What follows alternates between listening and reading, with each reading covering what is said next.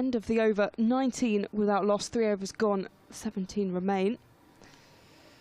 There are other games taking place today, so we'll be keeping across the scores elsewhere. There is one result already through, which is a game between the Blaze and Durham. That's unfortunately the rain has affected that, and I think there was only a few overs possible. Yeah, we didn't even get to 4 overs, so they've not even constituted a game in that match between the Blaze and Durham. So the Blaze will be fuming with that, and Durham will be chuffed.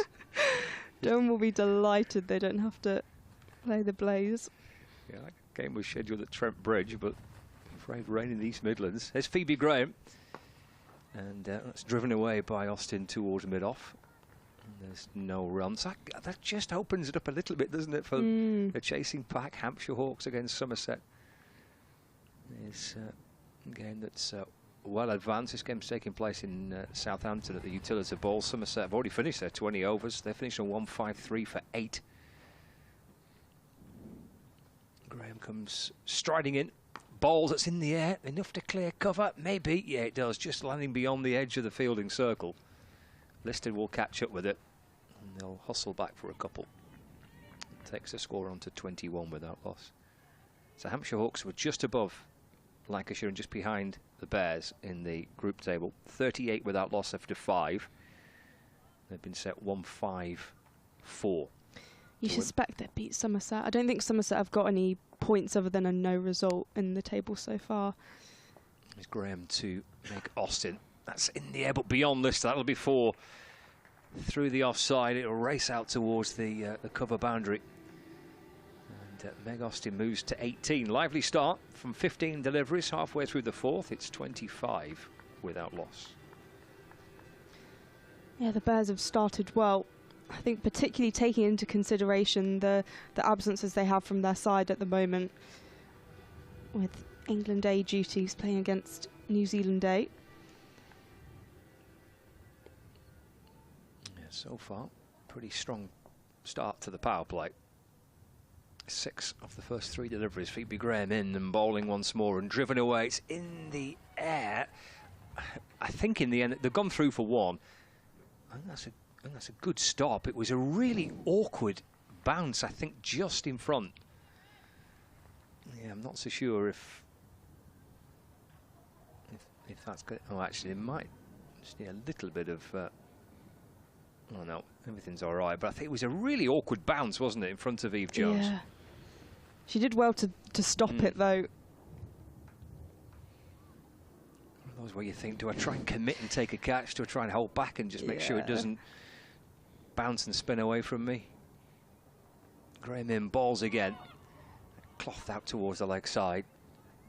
Through for 1. And Izzy Wong moves on to 7. 27 without loss with 1 ball left of the 4th over. Bringing Meg Austin back on strike. 27 for no wicket. Change to the field here. Graham wanting square leg to come in and extra cover to drop back to the boundary. So Lister out on the deep extra cover boundary. There's a deep third as well. There's Graham over the wicket and bowling. Work to the leg side, just underneath Alana King's right hand. May have got something on it to take a bit of pace off it. Oh, and then she's on that soft outfield, just getting a spike stuck in the grass, which is always slightly uncomfortable to see. She's okay, she's picked herself up, but you can tell, you mentioned, Polly, how soft the outfield is there, and Alana King's and her spikes just catching the turf. Thankfully she's all right. 4 overs gone, 29 without loss. Yeah, Australia won't be wanting to see that. That wrapper and bubble wrap. got a World Cup in a couple of months. But yeah, really damp outfield. Yeah, thankfully no damage done. She's okay. At the end of that 4th over. The league leaders Surrey are in action as well today. They're up against Essex. That's a pretty of a long trip for Essex. They were here yesterday afternoon and heading down to the Oval today. Surrey batting first into the 19th over, are 140 for 5. They're the other games taking place in the Women's T20 Blast today. We're going to have a change of bowling with Sophie Morris coming into the attack. Slap down the ground. Lama King manages to stop it, so no run available. Yeah, I've done the reverse trip of Essex. I came from the Oval up to, in fact that was 2 days ago though, so it's easier for me than Essex. As was pushed into the leg side, but once again stopped by King. It was a long way for Essex to come for an 8-over game yesterday. Yeah, that is a very long way. Yeah, Chelmsford to Manchester is a long old journey. Slightly easier commute home for the Essex players today.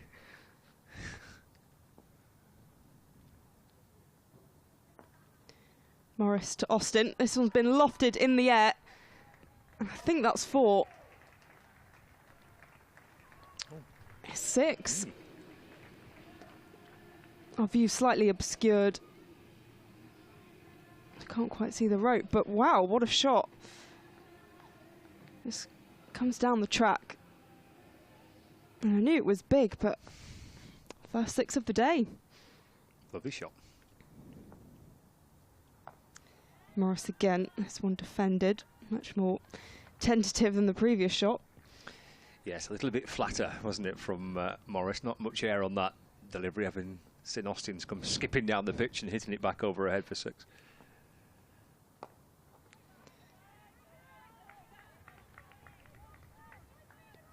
.36 without loss. So 7 from the over so far.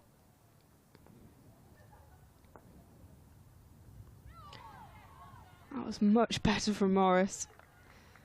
Just 3 to Threlkeld there. So finishes the over, only 7 from it. So other than the 6, it was a very good over, and she did well to kind of rein it back a bit. Yeah, it was the shot for 6 was, she made it into a good shot. Yeah. The way she used her feet and came down the pitch and hit a lovely shot back over the head of Morris out towards the boundary. The comeback was really good. Next delivery was flat and quite quick, and she couldn't get that away. And the last delivery was the one that would get your spinners excited, because I'm not sure how much turn there was there for her, but there was certainly bounce. And that last delivery from Sophie Morris will be one that will definitely keep her and other spinners in the game quite excited, because it's a big part of cricket here, isn't it, for spinners, the turn but especially bounce that you can get from the pitches here at Emirates Old Trafford. So that last delivery from Sophie Morris will be pretty exciting. Here's Kate Cross returning, bowling a full length delivery and off stump. That's driven towards mid-off, and they'll scamper through for a quick single. That's terrific running. It'll push and go to mid-off. And both Austin and Wong on the same wavelength there, wanting the single. Yeah, they're both players that are fast between the wickets, and you have that as well when you've got Davina Perrin at the top of the order. So I think Meg Austin is just so used to being with a really fast batter at the other end, so Wong suits that perfectly. 37 without loss. Austin 27 from 21.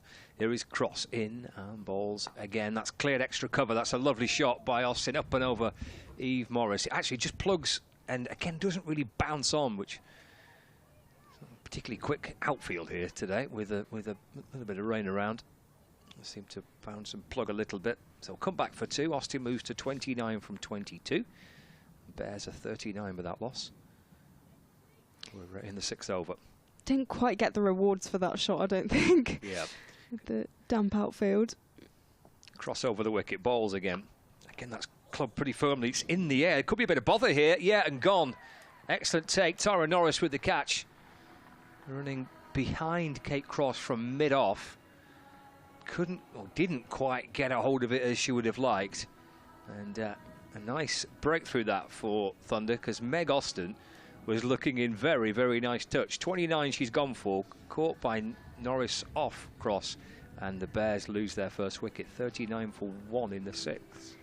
Yeah, she looked dangerous and just looked like she really wanted to take on the bowlers, so very needed from a Lancashire perspective. Yeah, Cross coming back into the attack for this final over of the power play, which I guess Threlkeld looking at this and thinking, well, they've got off to a good start here. This is the final over of fielding restrictions. There might be a chance of trying to have a little go here. Gone back to a premier bowler, And she's picked up the first wicket as well. 39 for 1. Will be Nat Wraith coming to the crease for the Bears. The Bears who have a really good batting lineup, and this is what I've said. I mean, this is with their usual side, but I think it still kind of stands for today that everyone in that team can bat and can bat pretty well. So it's definitely one of their strengths. Wraith on strike. Here is cross in from the Anderson end and bowls. Looking to try and whip it away towards the onside. And I'm not so sure she knew exactly where the ball had gone. I was looking also out towards mid-wicket, thinking maybe it's just deflected a few pitches out towards the leg side in the end, and the ball was trickling back to Kate Cross, who then a little underarm shy at the stumps, just in case Nat Wraith had strayed from a crease. There's no run. Good ball first up, coming back in towards her. 39 for 1. 2 balls left of the 6th over. And it's Cross from the James Anderson end. Comes over the wicket and bowls. That's pushed her forward defensively by Wraith up to Phoebe Graham mid-on. And there's no addition to the Bears' score at 39 for 1. Good stuff this from Cross. Just 3 runs on the wicket. Can she get through her second over without conceding a boundary? Maybe a 3rd successive dot ball. Here we go. Cross to complete it. Back into Wraith, in and balls. A little bit of width. Little bottom edge. She bounces back over her stumps. It's gathered by Ellie Threlkeld, who comes up from behind. Kind of throwing away, discarding one wicket-keeping glove to pick up the ball. End of the over. Excellent stuff from Cross. She's bowled a couple of overs now, 1 for 12. That is the power play done. It's 39 for 1 after 6. Wraith on 0 and Izzy 1 on 9. A really good over from Cross, just restricting the Bears and obviously getting that key wicket of Meg Austin. I think it'll be Alana King who's going to come on to bowl for Lancashire, the Australian leg spinner. Worked out quite well yesterday, because a lot of things worked out nicely for Thunder yesterday. One, that they won the toss and were quite keen to bowl first, knowing that it's probably going to rain and they'd have to chase in a DLS score. And secondly, it worked out nicely because Alana King, when they came back out, when Essex went off after 5 overs and they came back out to bat and they had 3 overs to bat, 2 of those 3 overs Alana King bowled, which is pretty handy. King into the attack, chipped up in the air, and that'll be the simplest of catches in the end. Alana King gets a wicket with her first delivery, and that'll be the end of Izzy Wong. 9 from 10. Phoebe Graham with the catch. Simple as that, isn't it? I mean, she makes the game look so easy. Yeah. It's quite depressing for the rest of us.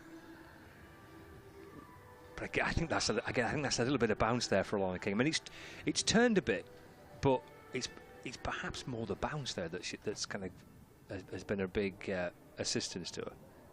Simple catch from Graham in the end.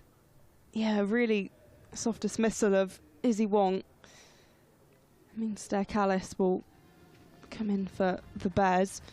But yeah, that's why you want a player like Alana King in your side. She can have that instant impact, and as you say, just makes cricket look so easy. It makes leg spin, which is one of the hardest skills in cricket, it looks so simple. Yeah, I bet Essex walked out yesterday knowing they had 3 overs to bowl and thinking, who's left to bowl for Thunder? Hang on, oh no. 2 of them's from Alana King and 1's Kate Cross.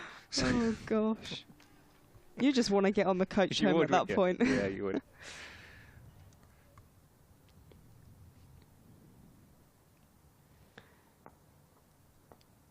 Callis awaits as King is in.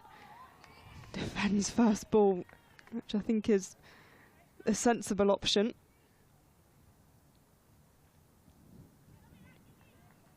Yeah, it was a beautifully flighted delivery. For a second, Callis was thinking about getting forward and playing it. Could have spelt a bit of danger there. Did well just to hold back and defend. King again, attempted sweep. Alana King appeals down on one knee. Umpire's not interested. It's a dot ball nonetheless, which Lancashire will be very happy about. So wicket ... to start so far. This time just pushed to square for no run.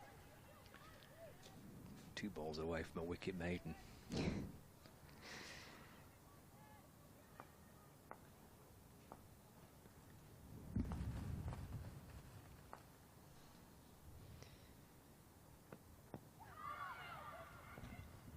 again, Callis tries to go for the sweep and ends in a dot ball. Lots of appealing from the Lancashire fielders. One delivery left of this over.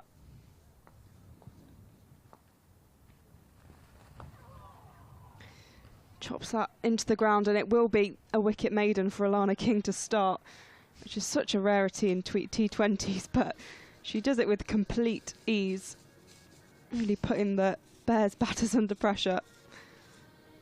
It's not a delivery off the mark there, was it? I mean, what an outstanding first over. You kind of just come to expect it. You just assume you're going to take the ball and do something like that, but you still shouldn't really take it for granted. Every delivery, as you say, from a leg spinner, the ball's wet a little. It's a greasy ball. It's quite a soft, wet outfield, and to have gripped and landed and challenged the batter with every delivery of a first over, it's just top class. It's so impressive. Yeah, she's a bit of a cheat code, really. She is, yes. As soon as I saw that Lancs had signed her for the Blast, I just thought, oh, the other teams must be like, right, never mind. Yeah, she is world class. With Phoebe Graham back in, so Graham, Cross and Graham has been the rotation from the Anderson end. Wraith on strike, in and bowls. Terrific glove work by Threlkeld. There's a play and a miss by Nat Wraith, and Ellie Threlkeld takes the ball and quickly whips off the bails. There's another thing you kind of take for granted, doesn't it, with Threlkeld keeping wicket. Yeah. 39 for 2. We're in the 8th over. The Bears have lost a couple of wickets. Phoebe Graham, right arm over the wicket, in and bowls. Let's muscle down the ground towards mid-on. Could be a shy at the stumps, and I think a direct hit, and I think she's struggling. The dive came in from Nat Wraith. I reckon if Cross hits, I think she's out. The dive sometimes makes it look like maybe you're going to make it. Here we go. Let's have a little look on the replay. Oh, yeah, that would have been easily out. Yeah. I've been impressed by Lancashire's pressure in the field, actually. There's been quite a few attempts at the stumps, and it's been good to see. There's Graham balls again. This time it's to Callis. And that's played defensively up towards mid-off, and there's no run. Well, they know there's no margin really for error now for Thunder. Are they going to have to win every game, do you think? Is that... I mean, to win every game of that? I reckon so, because you're going to have Surrey and the Blaze probably winning every game as well, so... And potentially Bears. Graham into Callis. It's in the air and to mid-off and gone, and she knew it straight away. As soon as she hit it, she knew she'd picked out Tara Norris at mid-off, and well, a pretty comfortable catch. Phoebe Graham gets the first wicket of the day, and Callis knew it straight away. As soon as she hit it, turned on her heels and headed back towards the dressing rooms. 40 for 3 in the 8th now. Yeah, the last 3 overs have provided a wicket in each, and they've been pretty simple dismissals as well. I think it is, as I said, difficult for the Bears with the changes they've had to make. With, you know, I'd say Davina Perrin and Karis Pavley have been the best batters for them this season so far, and they're 2 batters that can, you know, they've got firepower. They're really good in T20. So, okay, that is going to be more difficult, but they've got really good batters at the top of the order. So it's slightly strange to see them being dismissed in this manner. Katie George will come through. Hasn't played a game for a while. I'm pretty sure she's been injured. Yeah, tricky place to come out, or position to come out and bat now. They're 3 down. They've lost some big hitters as well in this top order. Thunder on top here. Good start. 40 for 3, the Bears. Here comes Graham in and balls to George. Okay, great take by Threlkeld. It's a little short and a fraction of width there, and George just trying to free her arms up and carve the ball away, but again, Graham with her height able to get a little extra bounce. Excellent from Threlkeld. 40 for 3 it remains. 1 ball left of the 8th. Katie George taps the bat, settles into the crease, and here's Phoebe Graham to complete her second over of the day, striding in and bowling once more. Oh, that's a terrific delivery, which just shaped back in towards George, I think. Pushed away into the offside. Yeah, just a little bit of movement back in by the looks of it. And in the end, just chopped it out towards cover, and there's no run. Super over from Phoebe Graham. 8 overs gone. Excellent start by Thunder with the ball, 40 for 3. Yeah, they've really turned it around those first couple of overs. It looked like the Bears would just take the game away, but as soon as Austin got out, it started to crumble a little bit. And you look at the bowling options that Lancashire have with Alana King coming in to bowl her second over after starting with a wicket maiden. They've got plenty of good players at their disposal, so they're not going to make it easy for the Bears. King to Wraith, pushes that into the leg side, so get through for 1 run.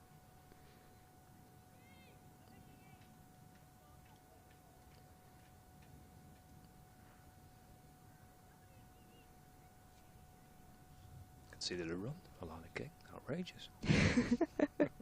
Not good enough.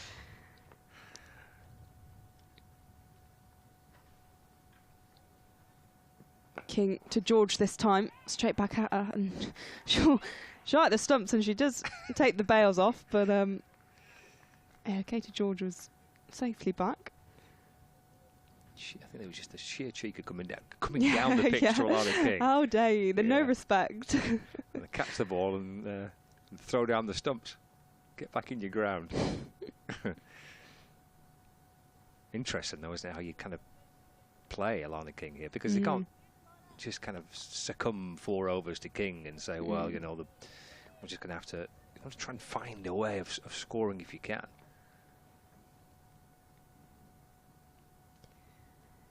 King in again. Jeffers straight back to him. She's going to throw at the stumps again. She's not messing around. It's positive play though, isn't it, by Katie George? It's not just kind of sitting there and trying to survive and waiting for the ball to pitch and spin and bounce and maybe get into a bit of bother. Trying to be positive. I think that's what you have to do. You have to go for it, because otherwise it's just going to be dot after dot. As King in again, pushed into the offside, but no run available. I think it was the Blaze game a couple of weeks ago where King did get. I mean, I wouldn't say she bowled badly, but she did kind of get hit around a little bit. And I think that was really interesting to see from the Blaze batters, that they just kind of went with the approach of, we've got to take her on. We've got to forget that she's this world-class player and just, you know, try and score some runs. As George comes down the track a little bit and flicks us into the leg sides. They do get a single. Yeah, it's always an interesting little balance to get right, I guess, isn't it? You can't just sit there and let a ball at you. And then also you've got to try and take calculated risks and try and find ways of keeping it ticking over. 42 for 3. It's King's in again. Wraith utilising the leg side. And finishes Alana King's over. So 43 for 3 after 9 overs. Are the Bears. Yeah, and they've got first use of the pitch here. I mean, potentially it's not been under cover for a while now. There's a little bit of sun coming out. Whatever, maybe moisture was in there early on might just have eased away a little bit. Important second half of their innings here to try and get a defendable score on the board. I see Darcy Carter spin for the first time from the Anderson. I think it's been the Seamers, hasn't it, so far? Yeah, Thunder have used Tara Norris for 2 overs for 9, Kate Cross 2 overs 1 for 12, Phoebe Graham 2 overs 1 for 11. Sophie Morris has bowled 1 over from the Brian Statham end, that went for just 7. Alana King 2 overs 1 maiden 1 for 3. Darcy Carter. She's got long off and a long on. There's a deep mid-wicket and a deep backward square leg. 4 out on the boundary rope. Carter in and bowls. That's driven away through the offside. Eve Jones will go chasing after it. And in the end, able to jog back for a couple to start this 10th over. So 45 for 3. Now Wraith moves on to 5. Carter spins the ball from one hand to the other. Down the pitch comes Wraith. That's driven away through the gap between Lamb and Jones, and again out towards the boundary. But again, you look at the pace of the outfield there, too quickly. That's slowed up with a bit of rain around. So 2 more. 4 off the first 2 deliveries. Wraith moves to 7. 47 for 3. On a sunny day, I think that would have gone for 4. It's just batters having to work a little bit harder. Down the pitch comes Wraith, and that's drilled through wide mid-off. Tara Norris out on the boundary below the hotel. Single to Wraith. It moves to 8. 48 for 3. We're halfway through the 10th over, but Darcy Carter bowling off spin for Lancashire Thunder against Katie George of the Bears. Pushed square leg out towards the rope, bringing long off inside the circle. And we've got the deep extra cover as well. Down the pitch, oh, gets out the way of it, does Wraith. A throw comes in towards the bowler's end. The dive from Katie George. She's okay, the umpire's pretty happy with it. Managed to scramble a single there at the back end of this over. Really good pressure again from Lancashire. It's probably the 3rd play maybe that's had to do a full length dive back into their crease. Yeah, Katie George having to dust herself down here. She's landed in the dirt. It really shows up on the navy pads and trousers as well. Yeah. Carter in. Down the pitch comes Wraith. It's in the air and taken by Eve Jones. And Wraith departs for 8. And Darcy Carter strikes for Lancashire Thunder. And the Bears are 4 down. And in a bit of bother here, heading towards the halfway point of their innings. 49 for 4 with 1 ball to go of the 10th over. Yeah, the Bears in a slightly precarious situation, and I imagine not what they expected. Laura Harris coming in for the Bears, who has really been hit and miss, and this is kind of her style, that she'll either score 50 from about 18 balls or she'll get out for a duck. There's kind of not really an in-between. I don't think I've ever seen her score like 15 or 16. It's one extreme or the other. Okay. So Bears will be hoping she can score a quick 50 or something like that. It's kind of not the worst option now, is it, really, for the Bears? No. Someone to, and if it works, but they're kind of 4 down. They've still got a couple of overs of Alana King to go. They've still got 2 overs of Kate Cross to come. In danger of just kind of not really going anywhere potentially here. So maybe if that's Laura Harris's approach, well, it'll be fun to watch. But it might not be the worst option either. They've got boundary riders scattered out on the road just in case, haven't they? Long off, long on, deep mid-wicket. In fact, there's 2 kind of deep mid-wickets on the leg side. Oh, that's clobbered back down the ground past Darcy Carter. Tara Norris comes round to field. Well, Harris gets a single with the first ball faced, and she keeps the strike as well. 10 overs gone then. Halfway point, Polly, 50 for 4. Mike will come and join you. And Thunder will be thrilled with this start. Yeah, Thunder should be really happy. Those first few overs, the Bears were in the driving seat, really. But Lancashire have done brilliantly to put them 4 down. Just 50 runs from 60 balls. Which is probably not what the Bears would have anticipated.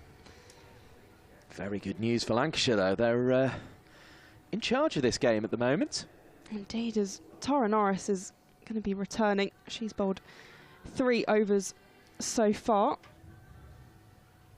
2 overs even. It's her 3rd over. Gone for 9 runs.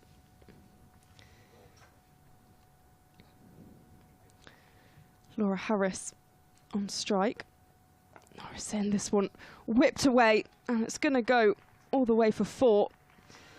If there's any player that's going to be able to battle against the damp pitch, it's going to be Laura Harris.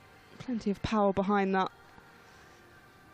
Yeah, it's been a strong start, hasn't it, from Harris, and that was a strong stroke through point just in front and away for 4. As I said, the Bears will need Harris to be on her A game and absolutely fire today as they find themselves 4 wickets down. Norris again, and that's through to Threlkeld. Harris kind of just holds the pose. 54 for 4. Lancashire definitely know what you said, really, that Harris either goes one way or the other, and the field is reflecting that. We've got that long off, long on, deep mid-wicket and forward square leg on the boundary once again. Protecting those boundaries. Harris awaits. This one just tries to dig it out and goes slightly behind. Doesn't connect as she would have wanted. I mean, she can have a single in that leg side any time she wants, but I don't think it's top of her list at the moment. So Harris on 5 from 4. George at the non-strikers, then 2 from 7. Norris to Harris. She tries to whip this away. It beats the fielder, and that's going to be 4 again. Just bounced really awkwardly just inside the ring.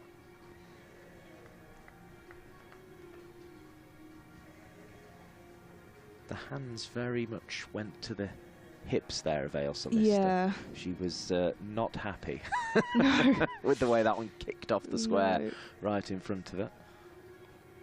So 58 for 4. Harris moves to 9 from 5.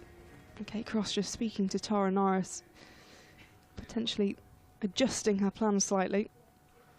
Yeah, it was a bit of a full bunger, that one, wasn't it?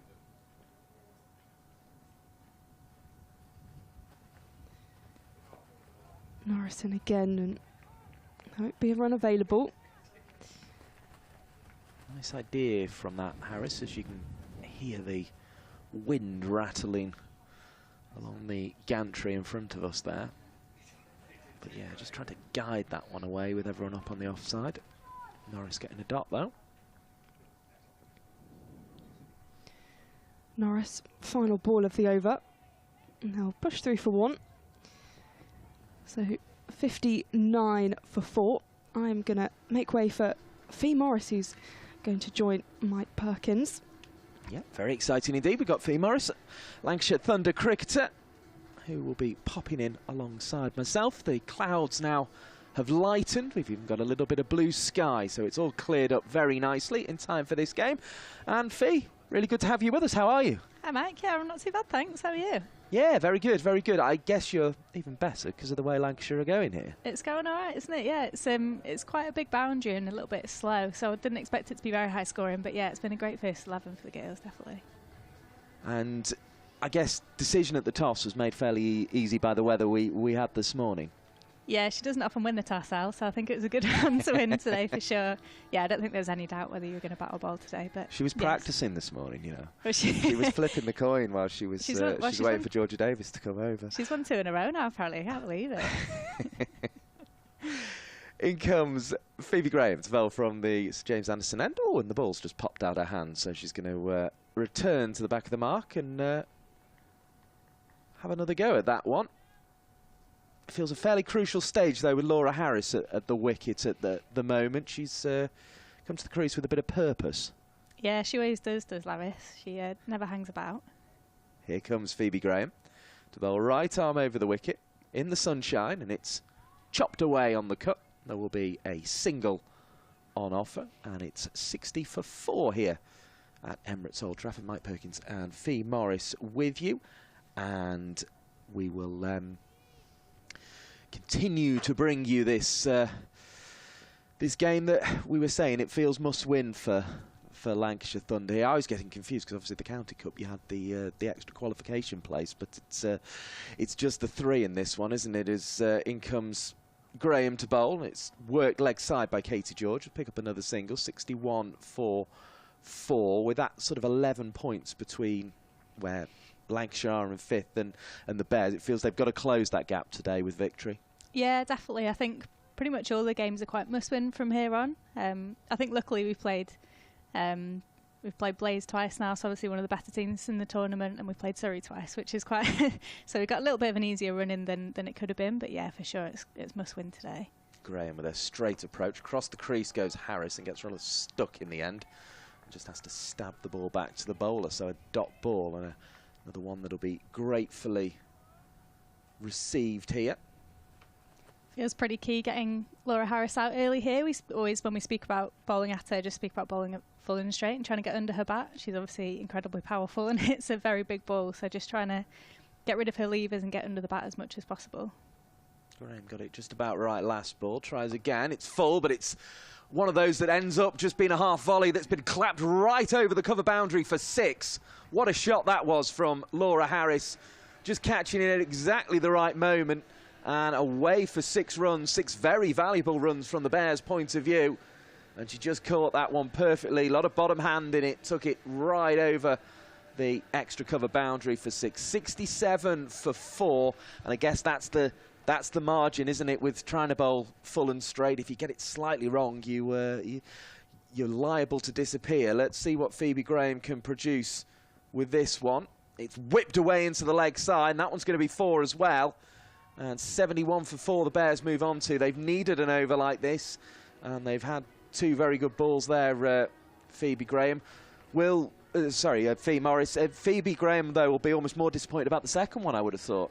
Yeah, definitely. I think sometimes you talk about bowling Yorkers and you'd rather miss a little bit full, so bowl a low full toss than a half volley, but unfortunately that was just a little bit leg side and was quite an easy one for Laura to help on its way. Bit of pressure on the bowler then as Phoebe Graham approaches and bowls right arm over the wicket. Harris claps at it, doesn't get much of it in the end, hits it into the ground and her own pads as much as anything. Ellie Threlkeld was excited about something, I'm not quite sure what, but 71 for 4 is the score at the end of the 12th over of the innings. So Lancashire still on top, but just been edged onto the back foot a little bit in that last over. Yeah, she just got a couple wrong there, Phoebe. That last one was perfect. That's exactly where you want to bowl.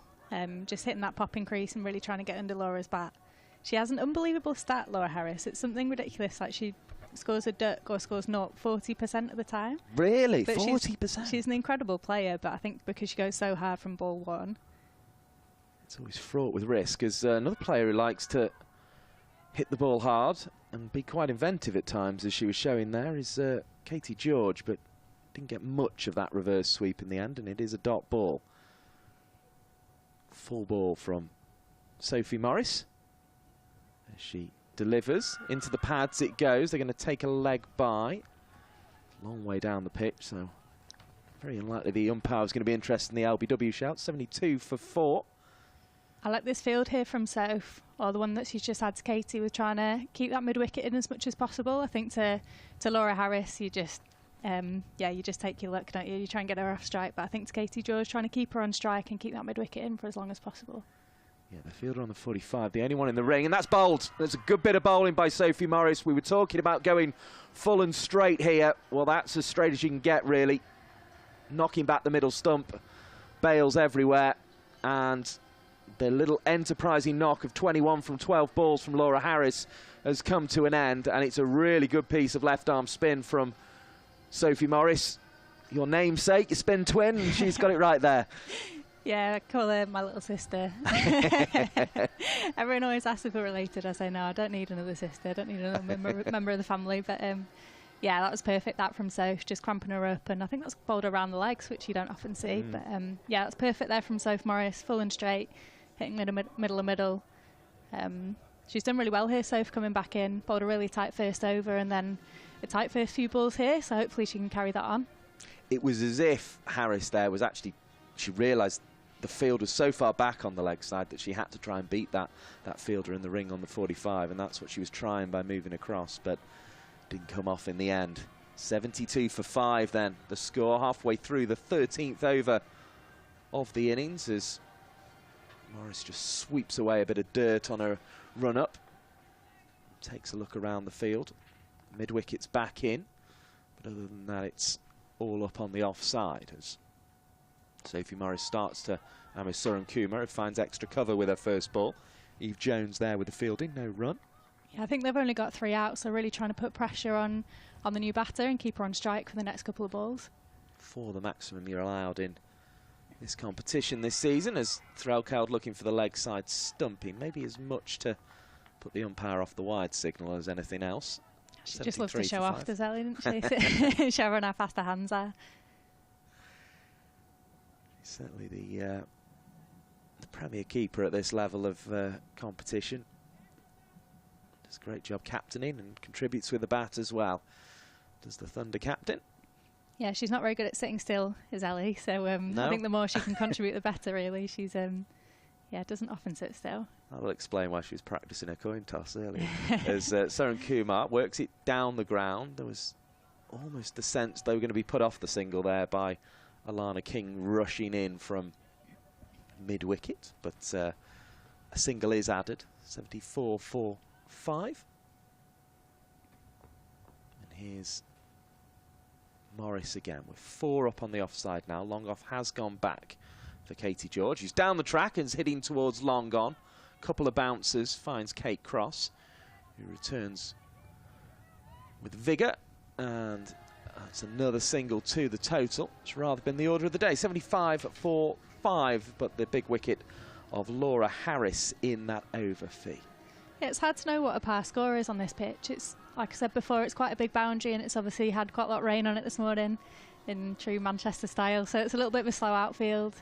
Hard to see if the pitch is doing a lot. It doesn't look like it's spinning massively, and I'm not sure there was that much swing early on. I think maybe a little bit from Tara Norris at this end. So, yeah, I think they're definitely under par at the moment, but you don't want to get too comfortable, because we know what it can be like at Old Trafford chasing, especially on a slightly bigger boundary. So hopefully the girls can have a nice tight last 7 and keep them to that kind of under 120, 110, 115 mark. Kate Cross back into the attack as the flags flutter across top the pavilion and the hotel as she runs in, and this one is hit out to the direction they're fluttering in, where Carter is doing the fielding on the cover boundary, blowing in the direction of the city of Manchester with quite some gusto today. It's your typical Manchester day today, isn't it? I looked out the window this morning and I thought the girls are never going to get on, and then it comes to 1 o'clock and it's not even a delayed start. Yeah, we've had quite a favourable forecast in the sense that it was clearing up around about the time we were due to start, which is always nice, as Saran Kumar flicks this one down to Sophie Morris. Another single to the total. Score moves on to 77 for 5, but the radar, which we've got in the background, is looking nice and clear now over Manchester, which is a good sign to see. We're going to get a full 20 overs aside in this one, I think. As George waits, cross bowls, and it's chopped past Threlkeld. That's about the only way of beating Threlkeld, really, is to virtually hit the ball out of gloves. In fact, that one's going to be signalled as a leg by, so it must have been a bit of pad that took it past her. 78 for 5. Looks like it's maybe just staying a little bit low. I noticed earlier Sophie Morris was bowling without a square leg, which tends to indicate that it's maybe just skidding on. Might be quite hard to sweep, so maybe just staying a little bit low, which tells me it might be quite a low-scoring game. Here's Cross bowling a bouncer. I think that one may be signalled as a wide. There's an appeal for a stumping. It is signalled as a wide. It really got up off the pitch, actually, that one, but yeah, that one very much the anomaly, I think, of being in so far. Maybe Cross felt she had to ram it in so hard if she was to get it up round Saran Kumar's head. Yeah, thanks she for that. Put a bit too much on it. That was good timing. Yeah, that was definitely an effort ball, wasn't it? That really. Yeah, it was definitely in Cross's half as well, that one, as she runs in again. Ball short of a length and it's clapped away on the pull. There'll be a single. George was thinking about 2, but it was never on. So 80 for 5 the score moves on to. I never mind a bouncer wide, though. I think it shows that there is a little bit of pace in the pitch and that you've got it in your armoury. To someone, especially, you know, Saran Kumar's only faced 4 balls, so to get that bouncer in early, I think it's a great option for sure. Here comes Cross. Bowling to George this time. Flicks it round the corner, but rather takes her on the body as it goes, and there'll be a single to the total. 81 for 5. Where's your season at the moment? We obviously saw you excelling earlier in the 50 over competition. Yeah, I've just got a little bit of a niggle at the moment, so having a couple of games off, hoping to be back into training this week. So his cross bowling to Surun Kumar, who drives into the offside. One more to the total, 82 for 5 with that competent little front foot stroke.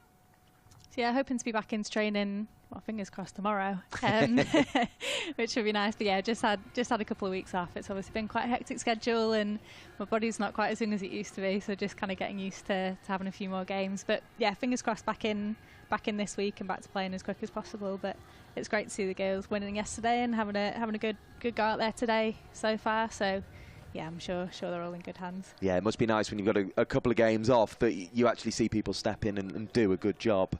It must always be encouraging to see that happen. Yeah, definitely. I'm not really someone that's prone to injury, so I've missed a couple this year, which is a bit of a shame. Missed one at Blackpool as well, but yeah, the girls have stepped up brilliantly, and I think we're unbeaten without me playing this year, which I'm not sure that's a good thing for me. But here comes Kingy bowls, and this one is swept high into the leg side. It's going to plug in the ground before it reaches Carter, who has to pick up one hand. Won't prevent the two because Surun Kumar is very quickly through for those couple. 84 for 5. It feels all those little moments in this game are going to matter today, because Surun Kumar had to be very, very quickly through indeed for that one.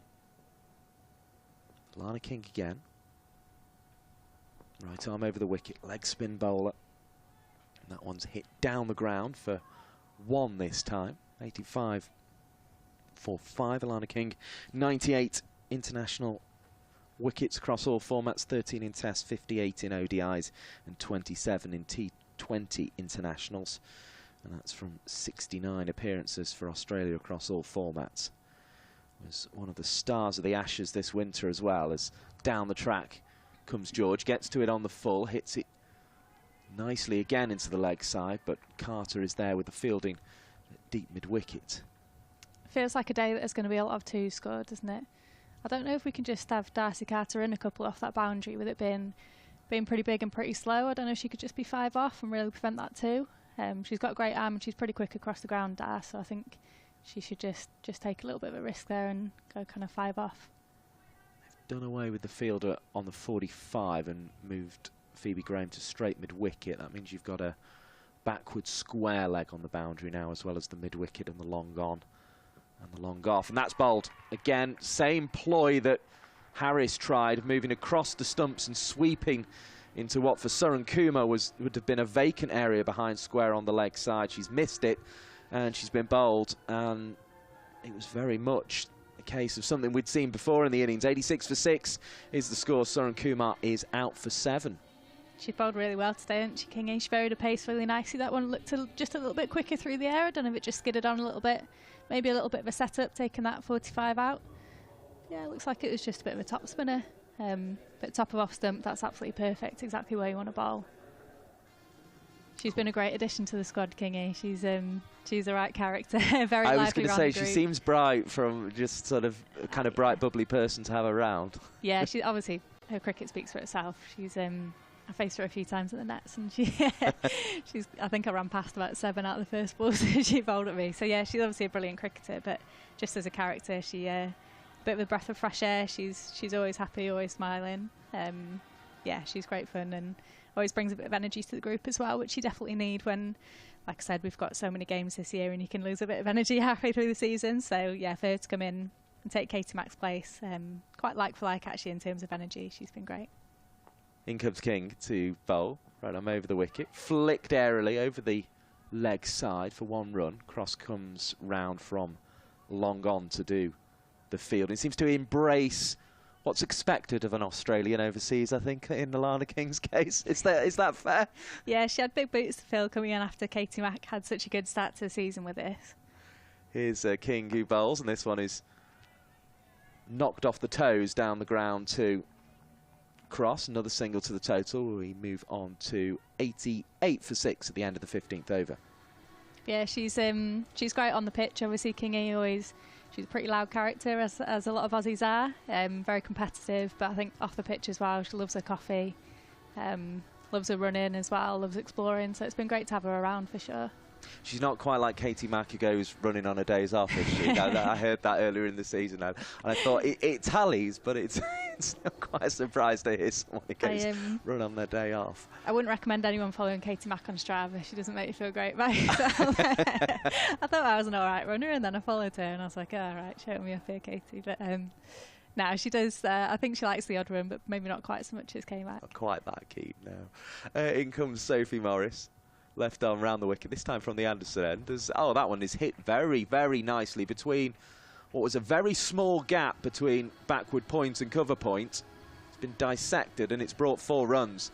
Really neat stroke from Katie George, who's enterprising at the crease as always. She's found that gap. You can see her sort of eyes almost widened on that replay there as she realised she'd picked it. She was very happy with that indeed. And it has brought a change in the field with Carter going back to the cover boundary now. 92 for 6 at this stage. Lancashire just need to keep a handle on this. Feels like 130 could be a very good score today as Morris bowls, and it's flicked leg side by Katie George, who's going to look for 2 and will come back for 2. Could be a run out at the bowler's end though, but just in the nick of time. The new bat, Millie Taylor, makes her ground. Product of the Vipers Academy, sister of Mary Taylor, who's played for Hampshire as the Vipers now are. George waits. Morris bowls. George defends in the end. Just wasn't one. It's like she was looking for a ball and it wasn't the one she wanted, so she just tapped it back. Yeah, she's a dangerous player, Katie George. Very much 360, can hit a big ball, plays all the nifty scoops as well. But she's just struggled to get going a little bit today. 14 off 19, looking to change that here with a shot out to long off. Brings a 1. I think she's definitely someone just to vary your pace too. She'll try and do all the tricks, so you've got to try and do all the tricks as well and just try and second guess what she's going to do. She uses her feet a lot and also goes to that reverse sweep a lot, so I think varying your pace and trying not to give her too much pace to work with is definitely the way to go, and Soph's done a really good job so far today. 95 for 6 the score as this ball to Taylor is pulled away into the leg side. Takes it on to 96 for 6 now. Yeah, so she's a left arm leg spinner, and then her sister's a right arm seamer. Is that yes, right? I wonder how common that is, having identical twins that are right and left-handed. It's strange that they've seen the game in very different ways. As this one's clipped off the toes of Katie George. I'll leave you with another thought from Fee Morris, who will be joined by Polly Starkey. Yeah, that was another great over from Soph, coming back from being hit for 4 on that first ball, but came back really nicely into that over. And with 4 overs to go, I'm guessing they're going to go to their death bowls a little bit more. So it looks like we've got Tara Norris coming on to bowl. She'll bowl a lot of cutters. She might bowl around the wicket, but she'll bowl a lot of cutters, a lot of slower balls, and that full and straight Yorker, which she bowls so brilliantly. She might still get a little bit of swing as well today. She was definitely still swinging it a couple of weeks ago when we played. I'm not quite sure how with a 20 overall ball, but yeah, there's someone that can, and it's definitely Tara. So Tara Norris continuing for Lancashire Thunder. The Bears 97 for 6 after 16 overs. 4 overs remain. George on strike. It's been hoiked into the leg side. A run through for the single. Now, rarely do I actually have the answers, but I have an answer about the Mary Taylor, Millie Taylor situation. Okay. So a couple of weeks ago, I spoke to Millie Taylor and found out that she's actually a mirror twin. So everything she does is the opposite to Mary. Oh, wow, okay. Which is the reason they bowl, one bowl's left, one bowl's right. Norris in again, driven down the ground, but will be stopped by Norris's foot. That Tara Norris left boot must see so many action. I've never seen someone follow through so much. She's not even a footballer. That's really interesting. Yeah, but you obviously noticed that Millie is currently batting right-handed, and the reason for that is because her granddad taught her how to bat, so she just copied what he did. So she thinks she's actually a left-handed batter, but she's just always done it right-handed. Oh, okay. Norris in again. Sent round the corner. She must have a very good reverse sweep then if she's a lefty. Yeah, but I'd never heard that of mirror twins and that being a thing. No. So I was really there intrigued you by go, it. Polly, Yeah, it's great to you learn something new every day. but yeah.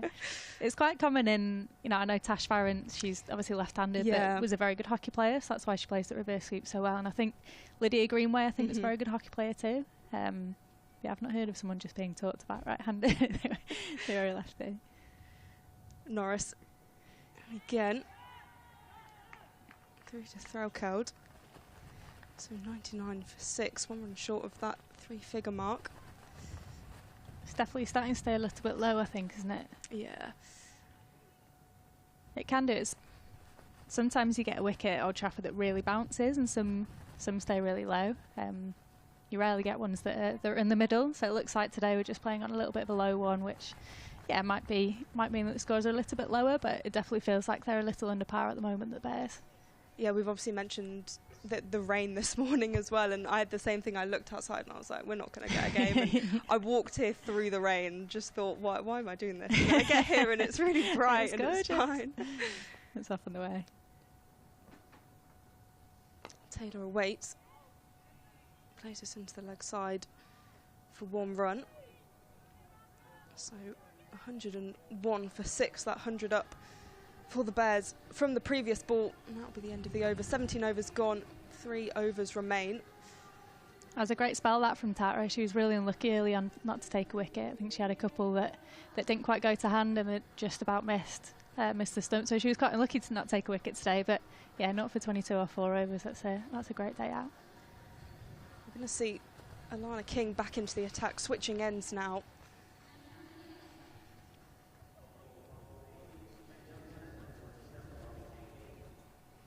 Yeah, I think we've got Kate Cross probably has 1 more. Alana King obviously has 1 more, and then it'll be interesting to see who bowls the other one. Maybe Soph Morris.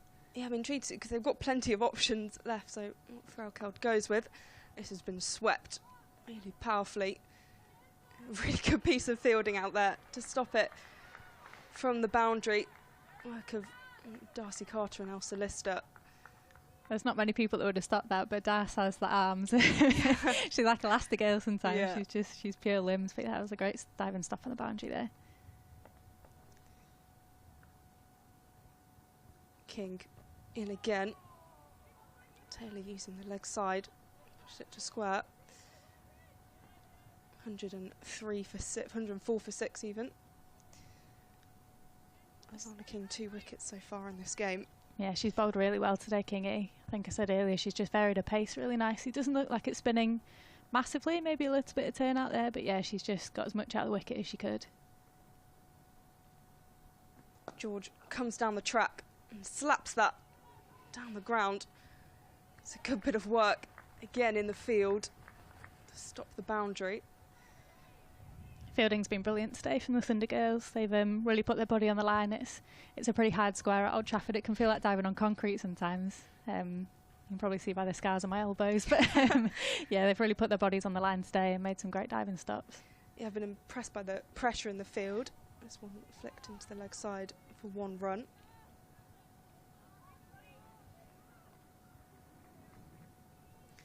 $107 for 6. Katie George on 21 from 26.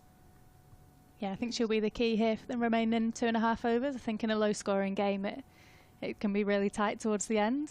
So Thunder will be looking to keep it as tight as possible, and I think Bears will just be looking to eke out as many as they can. And I feel like Katie George holds that key.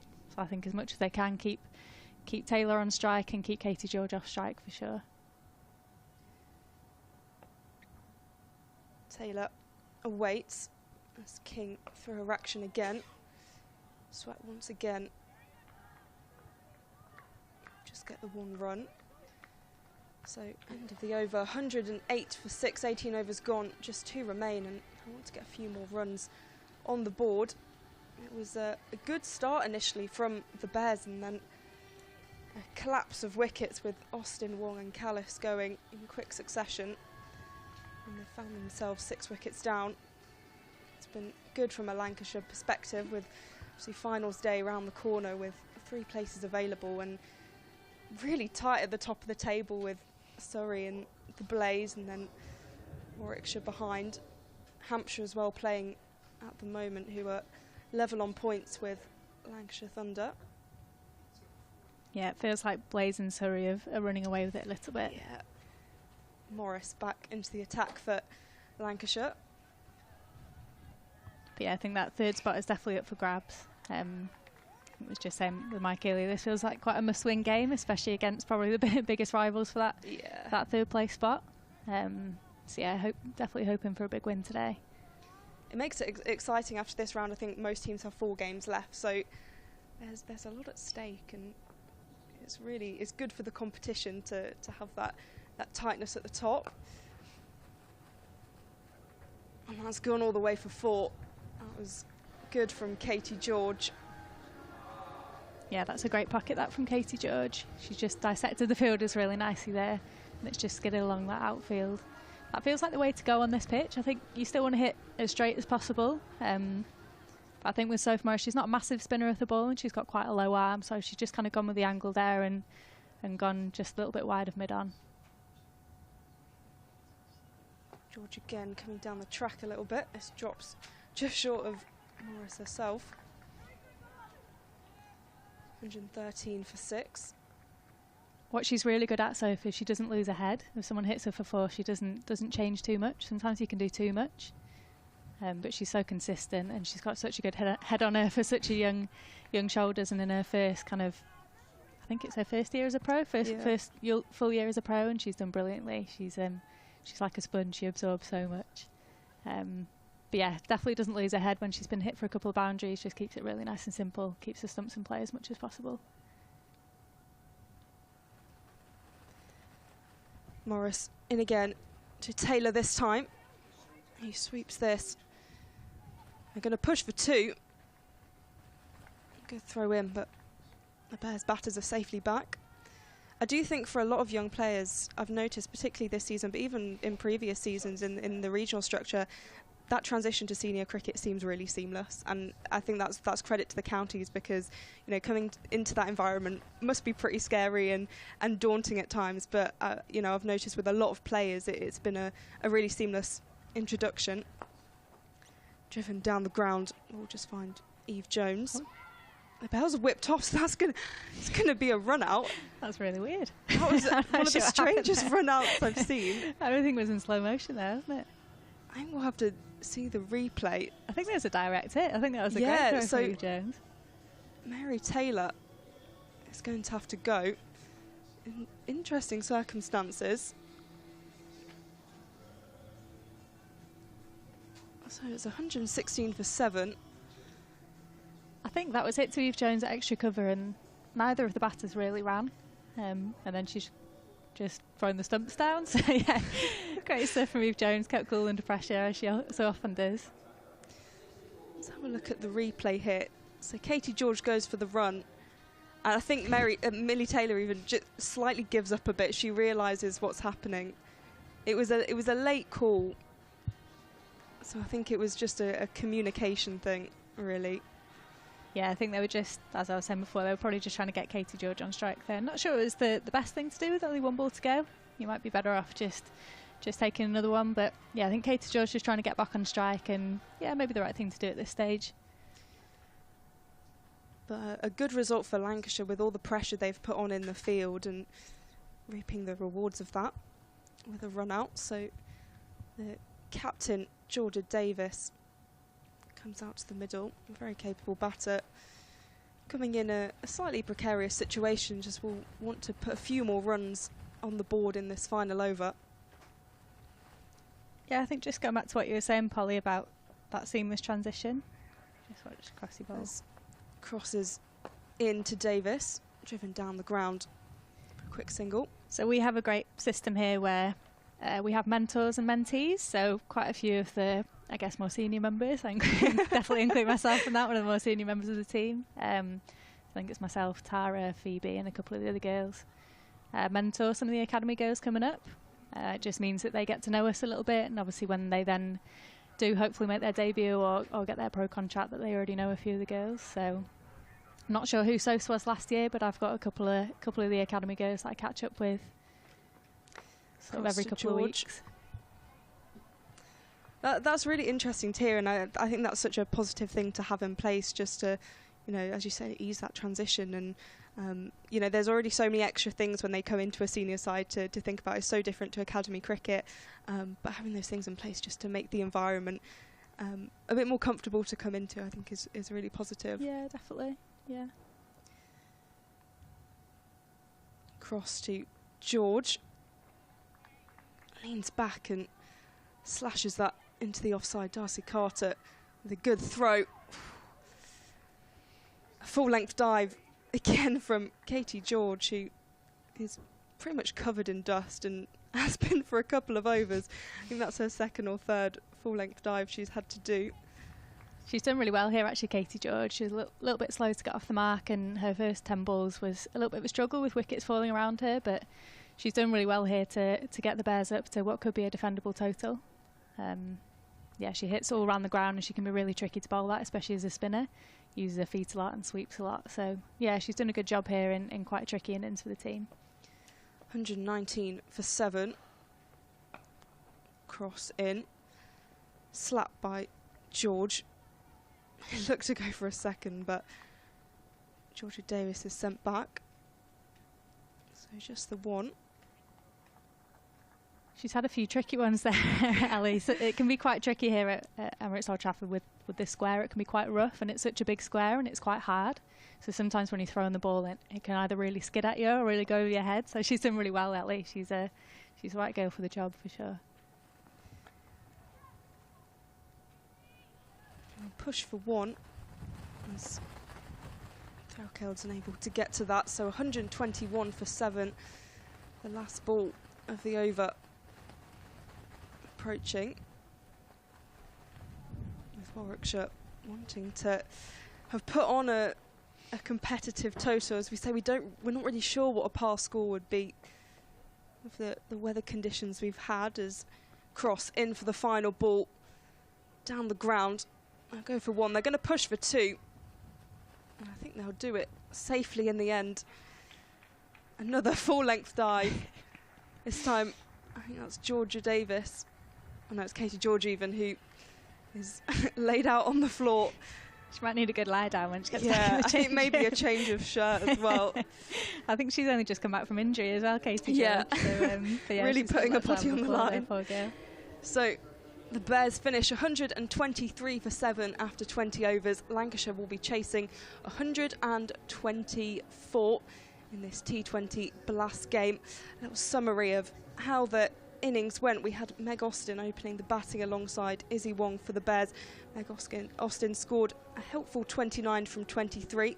It was Katie George who top scored in the end, 30 not out. And Laura Harris helped with 21 from 13. In terms of the bowling, 2 wickets for Alana King, and then 1 apiece for Darcy Carter, Sophie Morris, Phoebe Graham and Kate Cross. So there'll be a short break, but we'll be back with you. I've been Polly Starkey, alongside me, Fee Morris. So thank you for tuning in, and we'll see you shortly.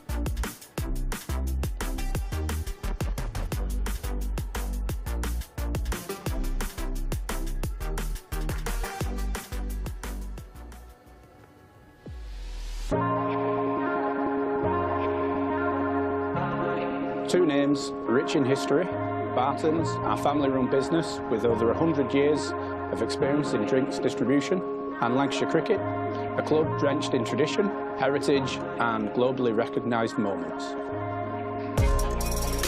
Since 1917, Barton's has been supplying the finest wines, soft drinks and premium beverages across the UK, partnering with world-class brands to bring unforgettable experiences to every occasion.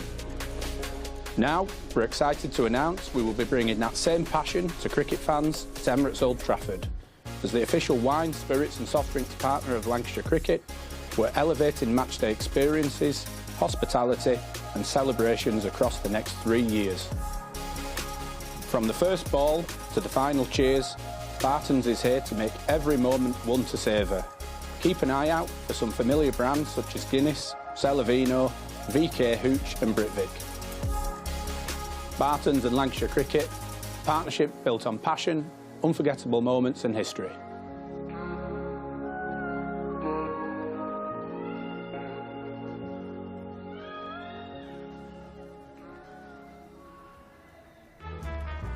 L is for the way you look at me.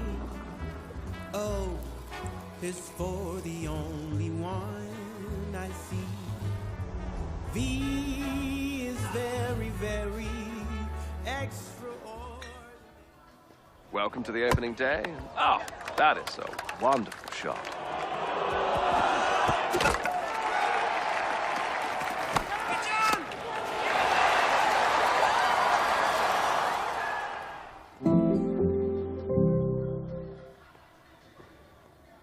This is a call for hungry dreamers and hard-working self-believers. Success is down to more than just luck and talent. It's striving to be the best, breaking the boundaries and never giving up.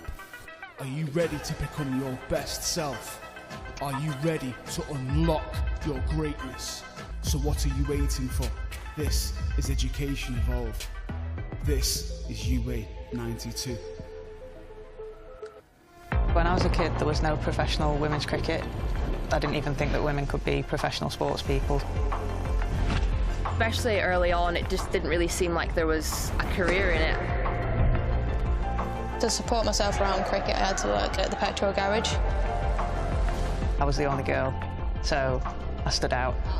I'd love for young girls to be able to dream about being an athlete and it to be achievable. Thanks to the Hilton funding my contract, it's allowed me to play the game that I love all day, every day. We're like an engine and we need to be fuelled with the right gas. Without funding, we can't be visible. You can't be what you can't see. As a team, it feels like we're breaking boundaries. Thunder and Lancashire always want to put women's cricket at the forefront, and now I think that's really shining through. It's mad to think that without the Hilton funding, like, we wouldn't be playing cricket every day, training. Well, we could be, but we wouldn't have any money. We wouldn't, yeah, true.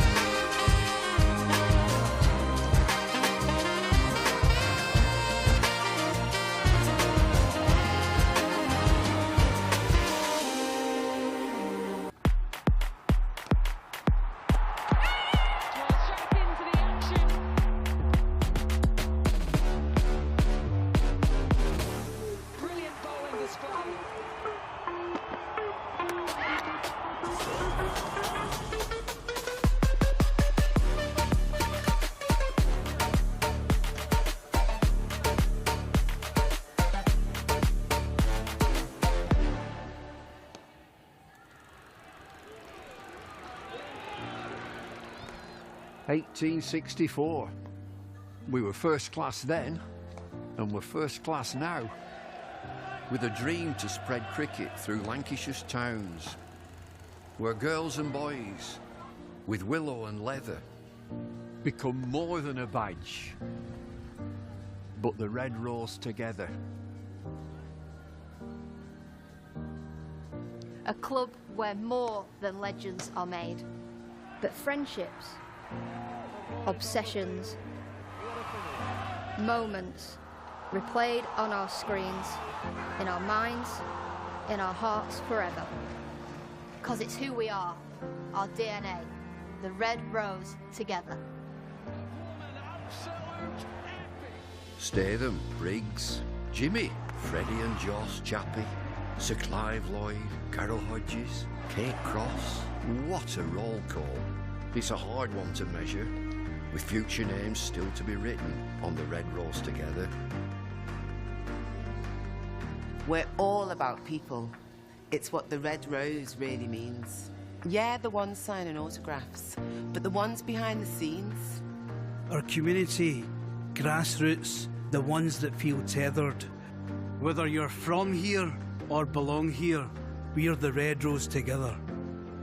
And what about this place? Talk about world-class venues. Internationals, gigs, events. You can choose from a menu of triumph, of disaster, of pain, or pleasure. We've seen it all at Emirates Old Trafford, with the Red Rose together. Red ball, white ball, lightning and thunder. Have you ever sat back? Have you ever just wondered how far we've come? The storms we've weathered, Or how far we'll go as the Red Rose together.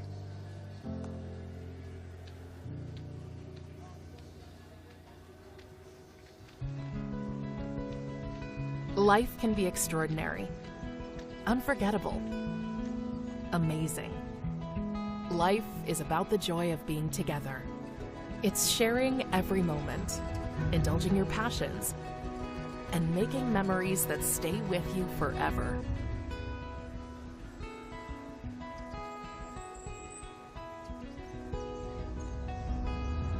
Life is live. The thrill of the game, the buzz of a network, the enrichment and fascination of a cultural soiree. And we feel every sensation because we're right there with you. Always on, always fully engaged to help provide that extra spark, heighten emotions, and make every occasion simply unforgettable. Because the best live events don't just happen to us, they become a part of us, forever associating your brand with life itself. Live can be extraordinary, and we're ready to help you make the most of every inspired, delicious moment. Welcome to Sodexo Live.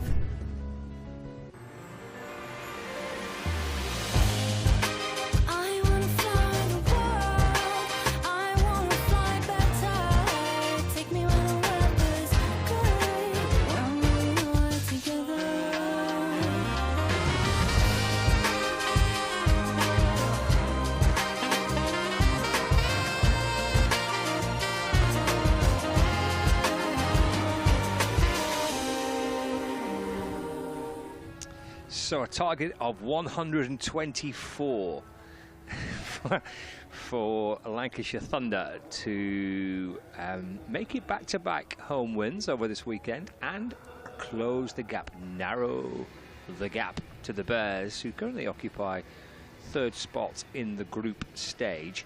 Hampshire have won.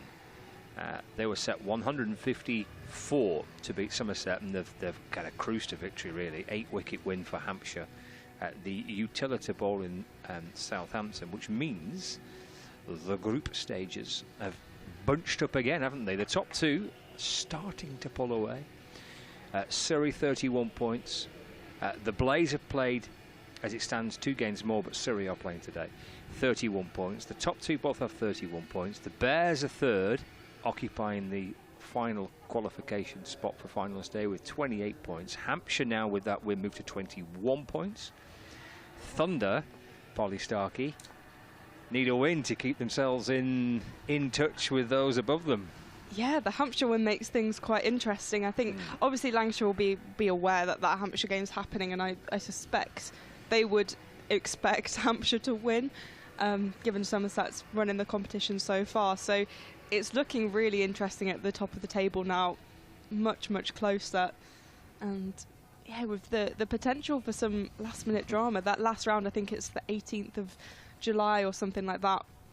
I know Lancashire at Blackpool that day. So yeah, be an interesting finish, I think, to the competition, with finals day happening on the 27th of July at the Oval.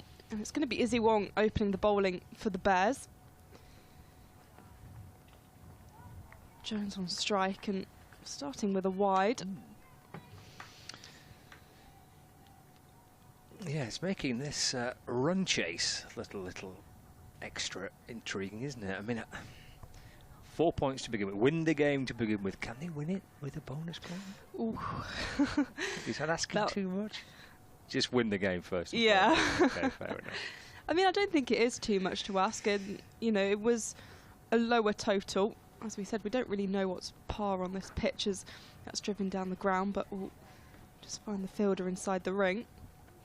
Yeah, it's interesting to listen to what Fee was saying about the kind of the sounds coming up from the dressing room about what, and I think she said he was quite sure what potentially a par score might be, which again maybe just reflects the decision to ask the Bears to bat first when Ellie Threlkel won the toss. One, maybe there's a little bit of spice in the pitch, it's been covered up, we've had rain around, so maybe a good time to bowl, but secondly maybe just not quite sure what actually a good score could be. Yeah. So you're better off chasing maybe in those circumstances. No, I think it was a good decision by Ellie Threlkeld, and it does feel like Lancs are in the driver's seat a little bit more than the Bears are, especially with the way that the first innings unfolded. Wong in again, pushed into the offside by Malam for 1 run. 3 without loss. Yeah, I suppose that's first things first. You get yourselves into a position where you feel like you're in charge and you're confident that you can win the match. And then if that opens up the possibility of trying to do it with a bonus point, then happy days. But winning first, I guess, isn't it, for Thunder here? At least to be in a position where they can feel they can chase these runs down. Left-handed Jones on strike. There'll be no run available. Izzy Wong has been back around the England setup for the West Indies series and now the India series. She was playing at the Oval on Friday night. Took an important wicket to help England win that game, which was a very much a needed win, as India were 2-0 up at that stage.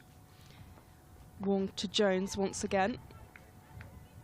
Just pushes this one, but won't find a run. I was just looking at Thunder's remaining fixtures after this one today. So it's a trip to Hampshire on Wednesday to face Hampshire Hawks. That's the team directly above them. Then back here a week today. It's the first game of another T20 doubleheader. They take on Durham at 11 o'clock a week today.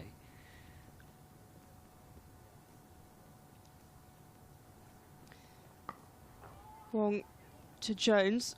It's kind of a nudge and a run. It's a good throw by Amu Surin Kumar at the stumps, but both batters are back safely.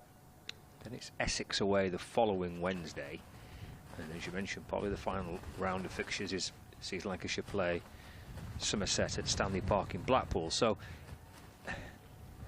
there are winnable games there for Thunder. Hampshire are above them to come. Durham, who are pretty much out of it. Essex likewise. Somerset likewise. So they can win this match. Yeah, they've definitely got the easier run. I'll speak about the Bears fixtures next, because that's quite interesting, as Wong to Lam pushes that into the offside for 1 run. So the Bears next up have Surrey at home, then they're away at Somerset, which should be a winnable game. Then they've got Hampshire away and then Surrey away again. Oh, wow, okay. Yeah. So playing Surrey twice in that time and Surrey on the 18th of July in that last round. So I imagine, and I really hope that game is kind of like a decider or a really significant game, because that would make things really, really interesting. So the competition is looking exciting in at least the top half of the table. I think for Somerset, Essex, Durham, less so, but it's a competition of who's not going to be the wooden spoon. Yep. And that's also important. Yeah, quite absolutely. The other thing about Friday, the final round of fixtures, that Lancashire play first. They play in the afternoon at 2:30 in the afternoon, and then everybody else playing in the evening. Oof. So could be a bit of pressure on some of the games later on at night. Definitely. If Lancashire are able to kind of shuffle themselves towards those top 3 positions. Davis from around the wicket to get things going from the Brian Statham end, and Lamb just turns the ball out towards mid-wicket for 1 run. 6 without loss. And then finals day is the back end of July, isn't it? Yeah, 27th at the Oval. Nice. Well, that would be lovely, wouldn't it? Back-to-back finals day for Thunder, if they could make it. 2 in 1 season. Getting ahead of ourselves. Well, no one can take that trophy away from them that they won a couple of weeks ago in the T20 Cup final at Taunton. Eve Jones on strike, so there's a fielder at a deep mid-wicket. There's also a long off as well. 4 inside the circle on the leg side. Jones will drive it away into the offside, but there's no run. 6 without loss. Jones on 2. Target of 124 for Lancashire Thunder. Davis in and bowling. Bit of extra fizz on that. Throw in towards the bowler's end. Gone through for 1. It was certainly a fully committed pick up and throw towards the bowler's end. Almost took Davies out. Yeah, we've seen a lot of shies at the stumps across both innings, so I suspect this will be a theme that will continue. 7 without loss. Have managed to get a run there. It's dragged down towards short, fine leg by Emma Lamb off maybe a kind of thickish under edge of the bat. Just trying to help it around the corner. Galloping through for 1 more. So Lamb moves on to 4. Thunder 8 for no wicket. We're in the 2nd over. Eve Jones back on strike. Davis around the wicket and bowls. It thuds into the pads of Eve Jones and drops out towards the leg side. There's no addition to the score. 1 ball remaining of the 2nd. First for Davis. Just 3 off the over so far, so tidy stuff to get things underway from this Brian Statham end. And that'll be a dot ball to end it, so it's a very good first over. Just 3 coming off it. 8 on the board. Jones has 3 and Lamb has 4. Yeah, good from Warwickshire, who know they've got a big job to do in terms of restricting the runs and just not letting Lancashire take the game away. 116 runs required from 108 balls which remain. And I think we're going to see a change of bowling. It'll be Hannah Hardwick, I think, for the Bears, who had a brief loan spell with Worcestershire, but is back with the Bears. Signed her first professional contract ahead of this season. Well, a good power play here, don't they, with the ball, the Bears. Lancashire Thunder enjoyed a good power play.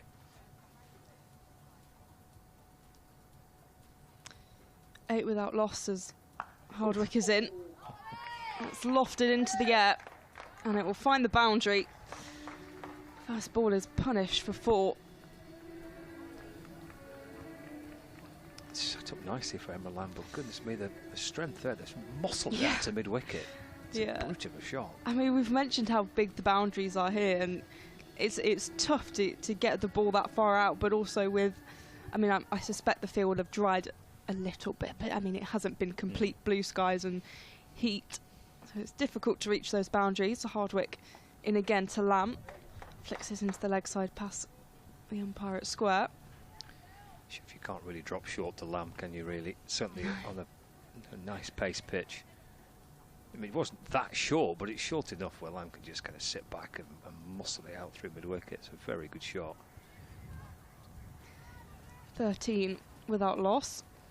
Moves to 9 from 6. Eve Jones now on strike, 3 from 8.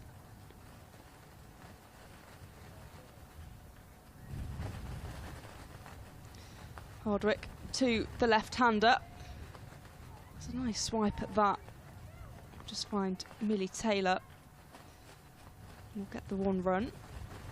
Wind's picked up a bit, hasn't it? Yeah. Very windy out there. We've had all sorts of weather today. And try and use that wind to your advantage as a batting side. It's quite a strong breeze. It's blowing across the ground left to right as we look from the Brian Statham end. So it's kind of pushing out towards the hotel side of the ground. Try and see if you can use that to your advantage, especially with the bowlings coming from this Brian Statham end.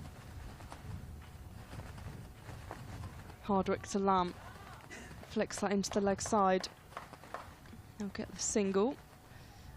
So 15 without loss. You can see the wind from the flags on top of the pavilion in the distance.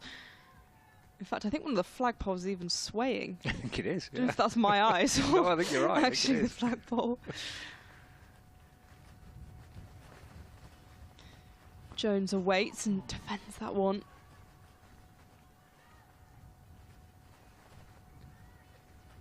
It's nice delivery. It just popped a bit, didn't it, on Jones? Kind of spun around a little bit.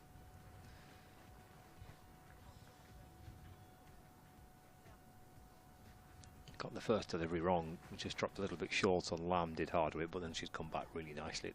Next 4 deliveries. Final ball of the over.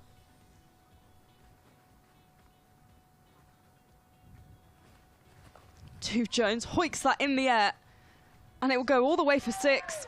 That's a lovely shot by Eve Jones. Dispatched.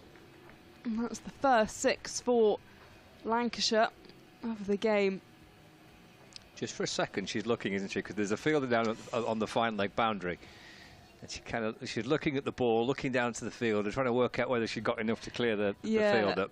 Plenty in the end. Any shorter, it probably would have been out just watching. I was admiring her fantastic shot as it went for 6. So 21 without loss after 3 overs, 17 overs remain. Lancashire need 103 to win from 102 balls. Good way to start the over from Thunder, and a nice way to finish it as well. 4 and a 6 at the start. 4 at the start and the 6 at the end of the over. Izzy Wong's going to return from the Brian Statham end. Full delivery, just angled in towards the pads of Emma Lamb. Clipping that away down towards short fine leg, but Millie Taylor fields, and there is no run. So we're starting the 4th over. Lamb's on 10, as indeed is Jones. 21 without loss. Lancashire Thunder chasing 124 to win. 2 fielders beyond the circle. There's a deep backward point and a deep backward square leg. There's Wong over the wicket and bowls. That's worked nicely into the onside, but one bounce out to mid wicket, and there's no run. Back-to-back dot balls to start the 4th over for Izzy Wong. Only going for 5 from her first over. Nice start in this 2nd over. Any wickets down with the Bears, really. It feels like they might just be a bit short with their score. We'll see. Here is Wong. Back in over the wicket to Lamb. That's pulled towards deep backward square leg just for a single. Lamb moves on to 11 and score moves on to 22 without loss. Halfway through the 4th over. Brings Eve Jones back on strike.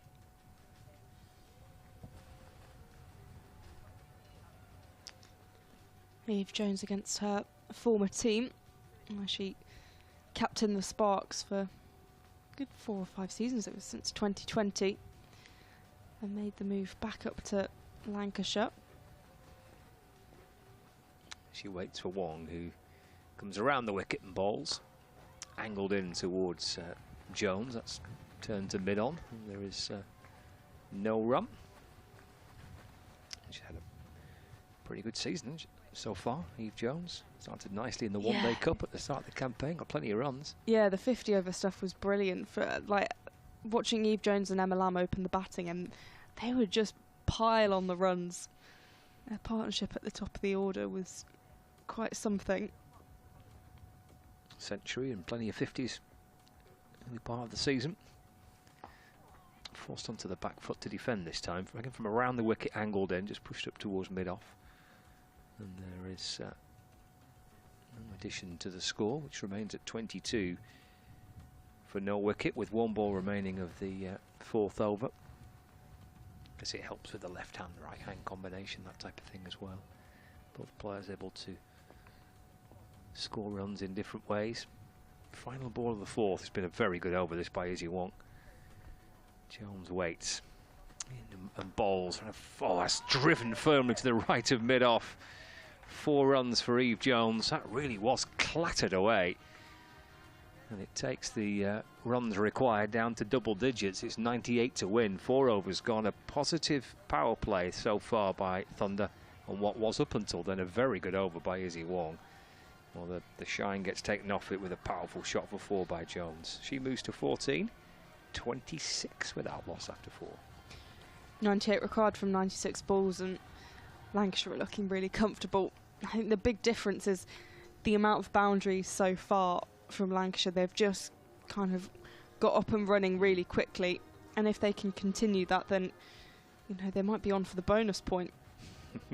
You see, you're getting carried away like me. Talking about bonus it's contagious, points. It yeah. is, isn't it? I think it's going to be Phoebe Brett on debut for Warwickshire, and he's going to be bowling from the James Anson end. Oh, she is a player to be excited about. 17 years old, played in the Under-19 World Cup, has come through the Worcestershire pathway but been on the Warwickshire Academy, and then gets a kind of 2-week short-term contract and gets to make a debut here at Emirates Old Trafford.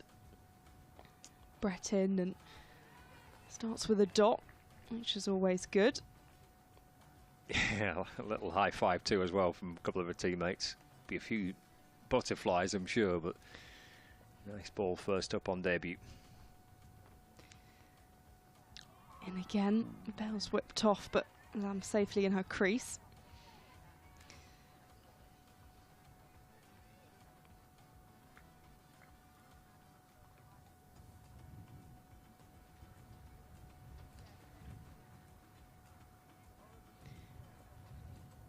Lamb awaits, a young spinner through her action. It's driven. Get the one. They're going to hesitate about a second with an overthrow, but we'll just take the one in the end.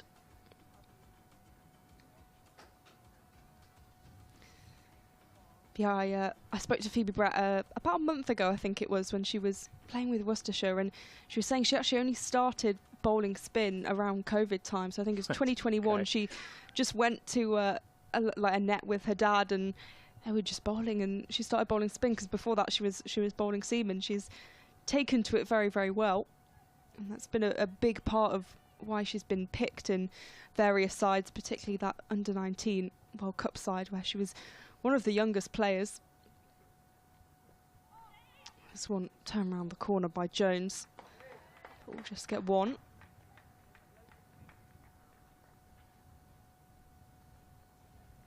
Well, good start. Settled in nicely. Never easy, is it, when you're having to bowl to left hand, right hand? It's like messing with your line and your length. And so far, a really encouraging start. I think that's why this opening pair have been so good for Lancs across the season so far. It's that left hand, right hand. This one's been chipped in the air. It's going to go behind the keeper. So they'll take the one run. Looks a little bit nervy for a second. Yeah, top edge. I thought for a second the keeper might be able to catch up with that. In the end, it was beyond the reach. Yeah, when the keeper's got the helmet and is trying to look up and follow the ball, it's a bit complicated.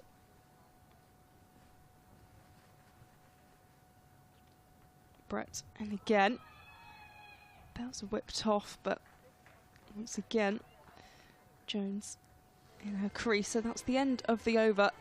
That was a good start by Phoebe Brett. 29 without loss, 95 required from the remaining 90 balls.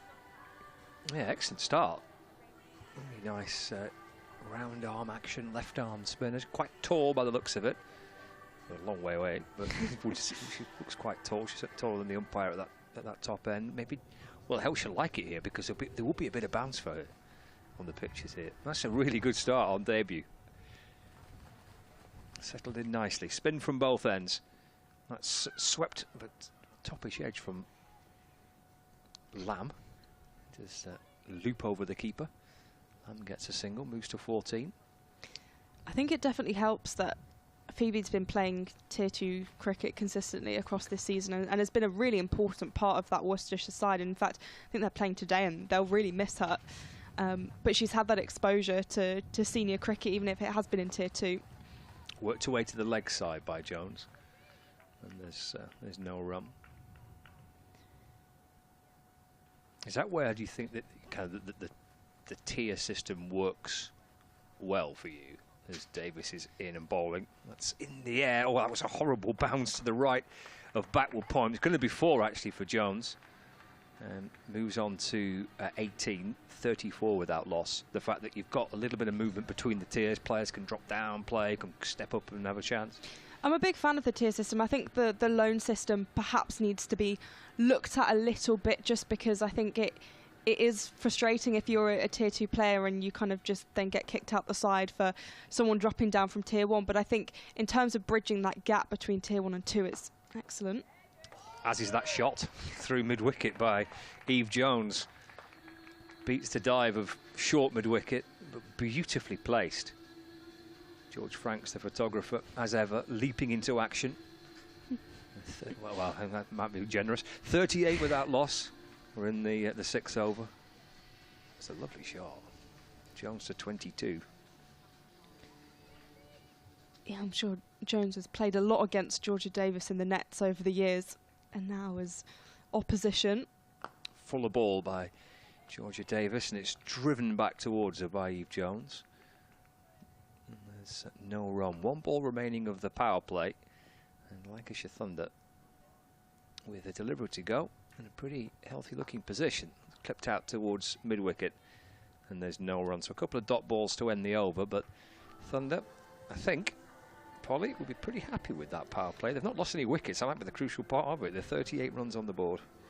Yeah, it's been really good from Lancashire. They look really comfortable. They've got a solid opening pair, and if they can continue like this, then it will be a simple victory, I imagine.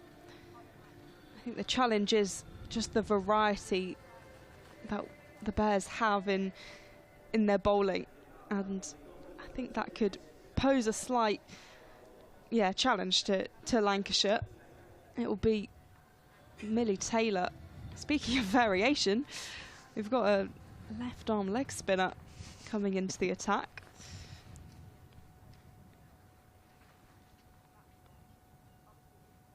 Which I'd be surprised if any of these players have faced left arm leg spin.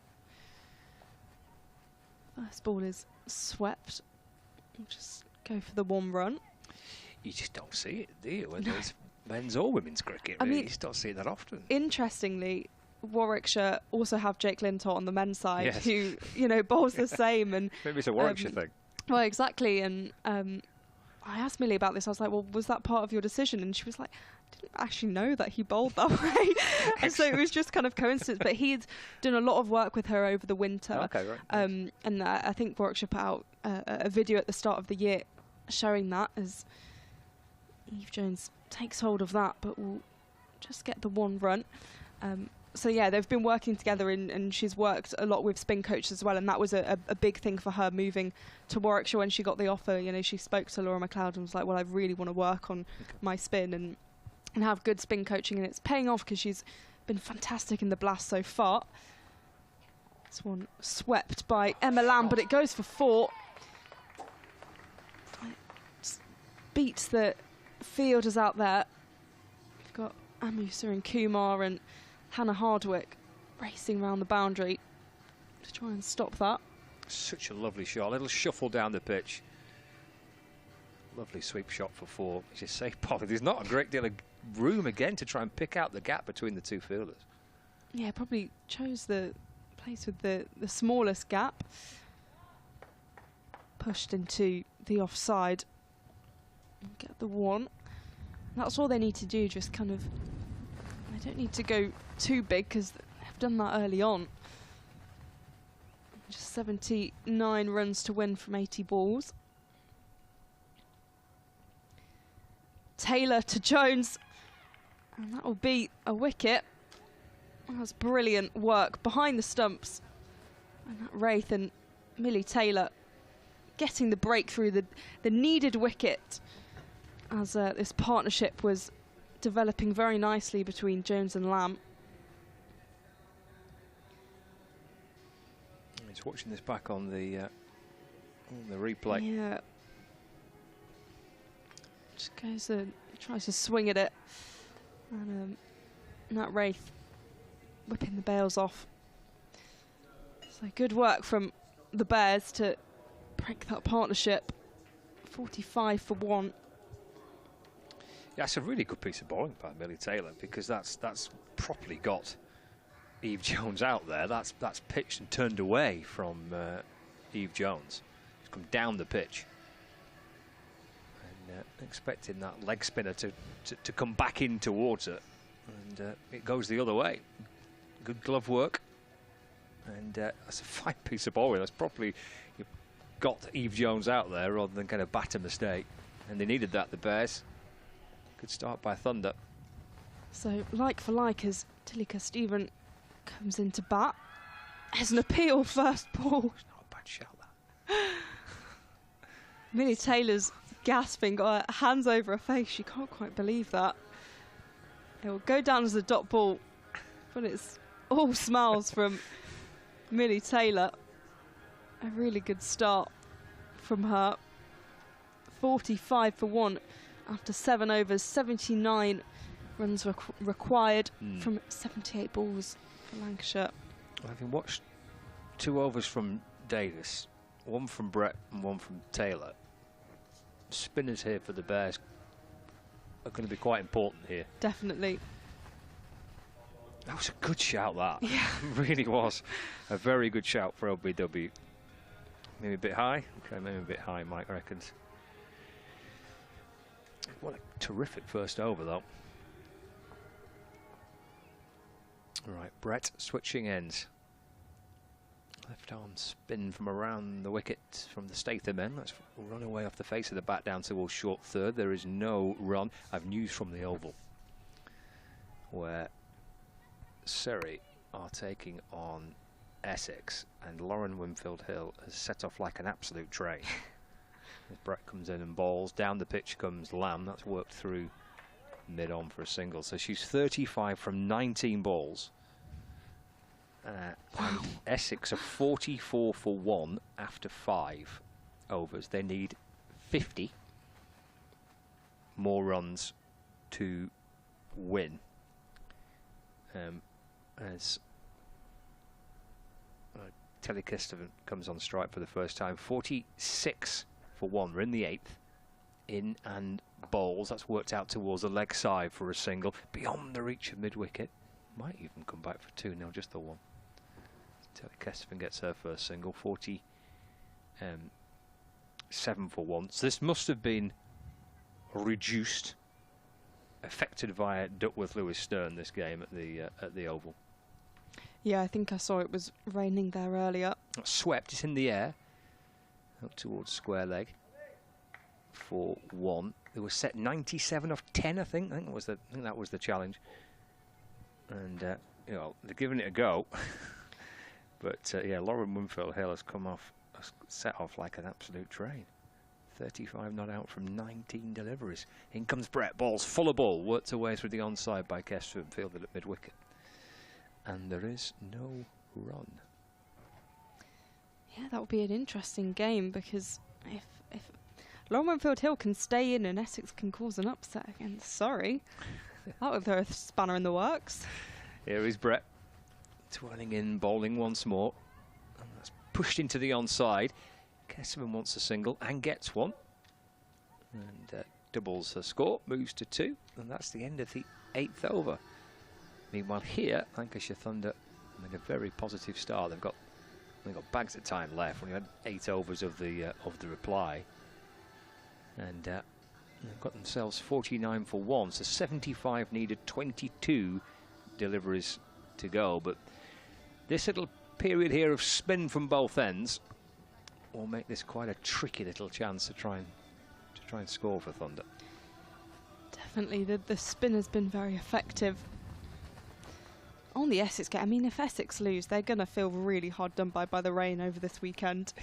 Yes. So, Millie Taylor returns from the James Anderson end to bowl her second over.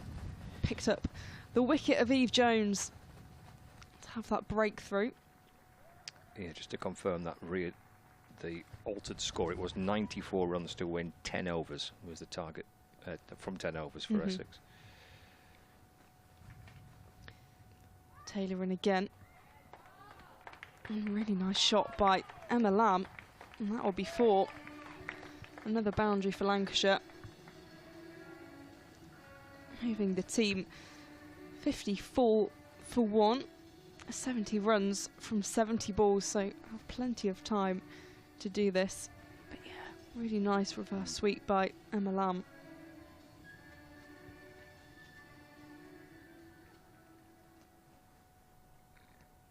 Played some very nice shots, hasn't she, in this little knock. 26 from 22. Well, the bails have been taken off at the non-strikers end as Lamb played that with a very straight bat. Yeah, Taylor, I think, just deflecting the ball onto the stumps, wondering if Tilly Kesterman had just strayed from a crease. It's always a slightly cheeky way to prize a wicket. Taylor in again. This one pushed into the offside for a quick single. 55 for 1. Wimphill Hill's 48 not out from 24. Striking at 200 at the minute. Bonkers.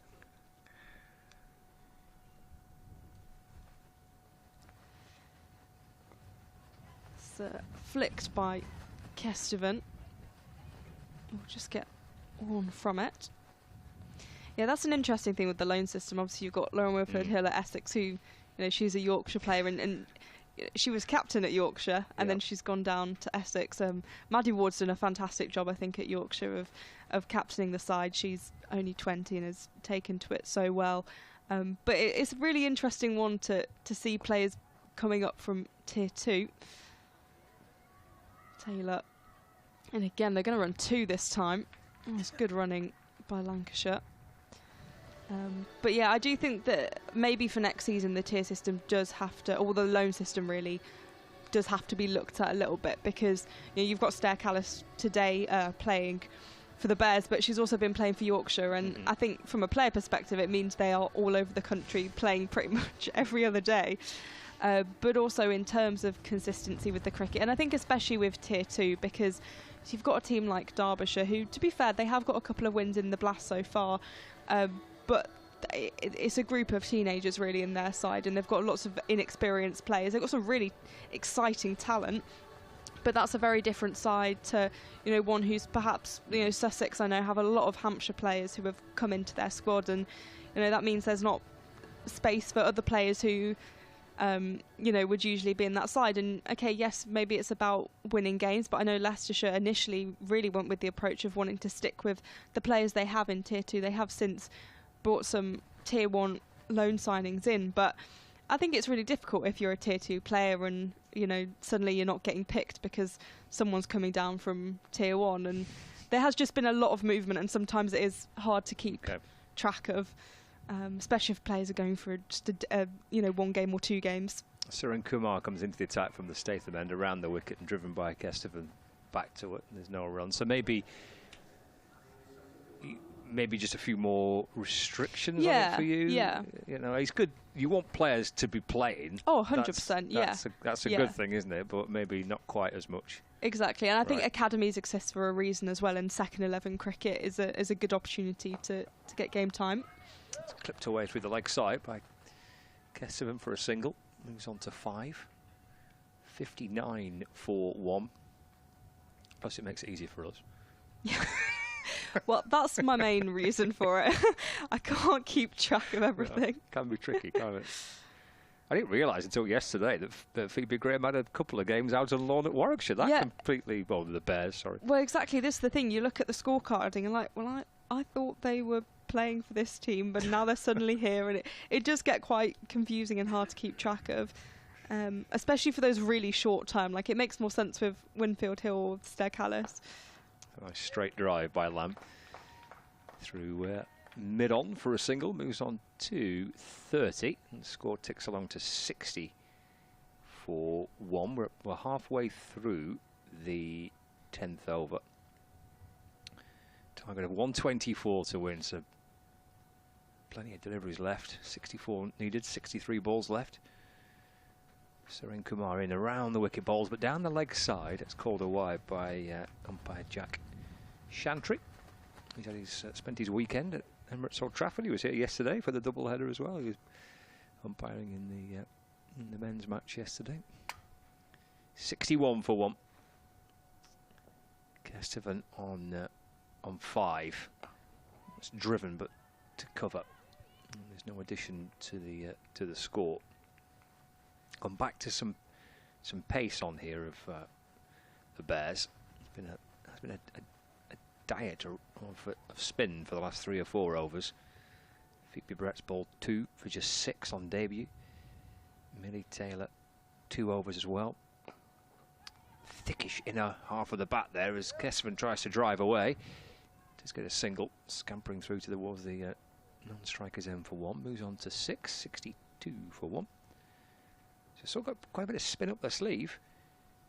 Georgia Davis has got 1 over to go. Phoebe Brett's got 2. Millie Taylor has got 2 as well. 1 ball remaining, almost at the halfway point of the run chase. Emma Lamb's on strike, unbeaten on 30. And adding to that now with a ball that's angled in towards the pads, just clips it away behind square on the leg side. Easy one comes round to complete the fielding. Lamb's nicked the strike. That's the end of the over, isn't it? Yeah, 10 gone, halfway point. 63 for 1. 61 needed, 60 balls left. Polly, I shall leave you, and Mike will come and join you. So good work from Lancashire, staying in line with that run rate, just slightly above it, putting themselves in a good position where, you know, we've said this is a bit of a must-win game for Lancashire, especially after Hampshire's win today. Things will be quite exciting towards the back end of this T20 Vitality Blast on finals day at the Oval on the 27th of July. Georgia Davis is back into the attack for the Bears. 63 for 1. That's certainly where these sides are looking to go to that finals day.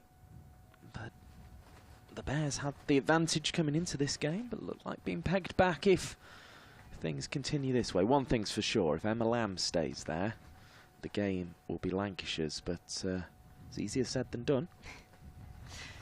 Definitely, and we've said how good Warwickshire's spin have been. Very effective with Phoebe Brett, brilliant on debut, and Millie Taylor, and now the captain, Georgia Davis.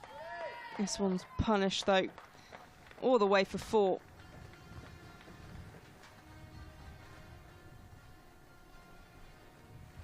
Just gets her up to around 1 a ball there, Stephen.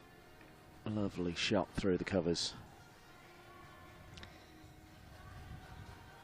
Yeah, a player who was fantastic at T20 level and proved that in the T20 Cup final where Lancashire were victorious. Attempted to sweep that. I think it was scoring 77 in that final. Of just 60 balls as well. Yeah, very important knock, and yeah, she hadn't been around the squad that long. Davis in again.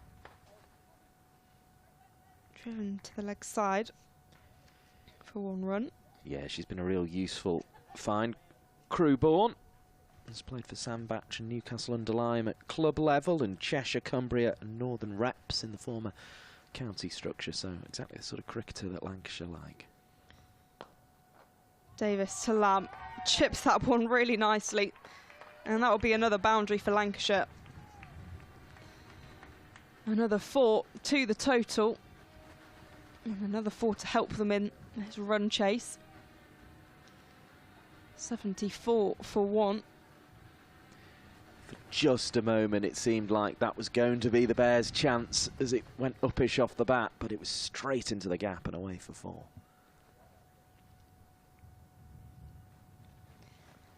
Lamb awaits, just prodded into the offside for 1 run. 49 off 55 now is looking very, very gettable indeed. They just needed to get that little bit ahead, didn't they? And those 2 boundaries have done just that for Lancashire, and just give them a little bit of breathing space if they do lose a wicket.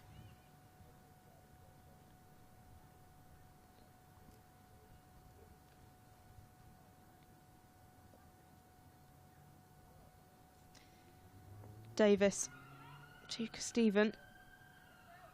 There'll be 1 run available, and that's all Lancashire need at this stage, really. I thought there was a weird sort of appeal there, but I think it was actually a siren in the distance, whirring along the Talbot Road.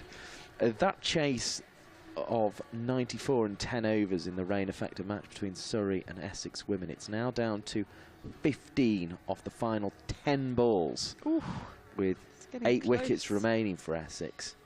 Winfield Hill is out though. 49 off 27, caught by Harris off the bowling of Chatterjee.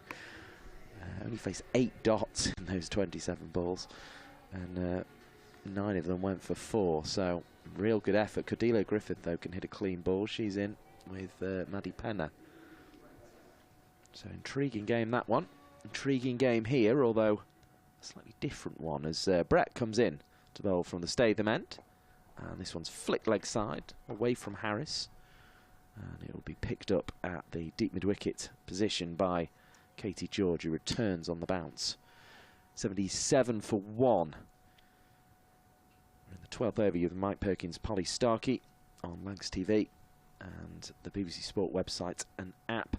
Thanks to BBC Radio Manchester and BBC Radio Lancashire. As around the wicket comes Brett, back in the crease goes Lamb. Just helps it on its way, really, out to Izzy Wong, out deep backward square leg. 1 the damage to the total. 46 from 52, 78 for 1.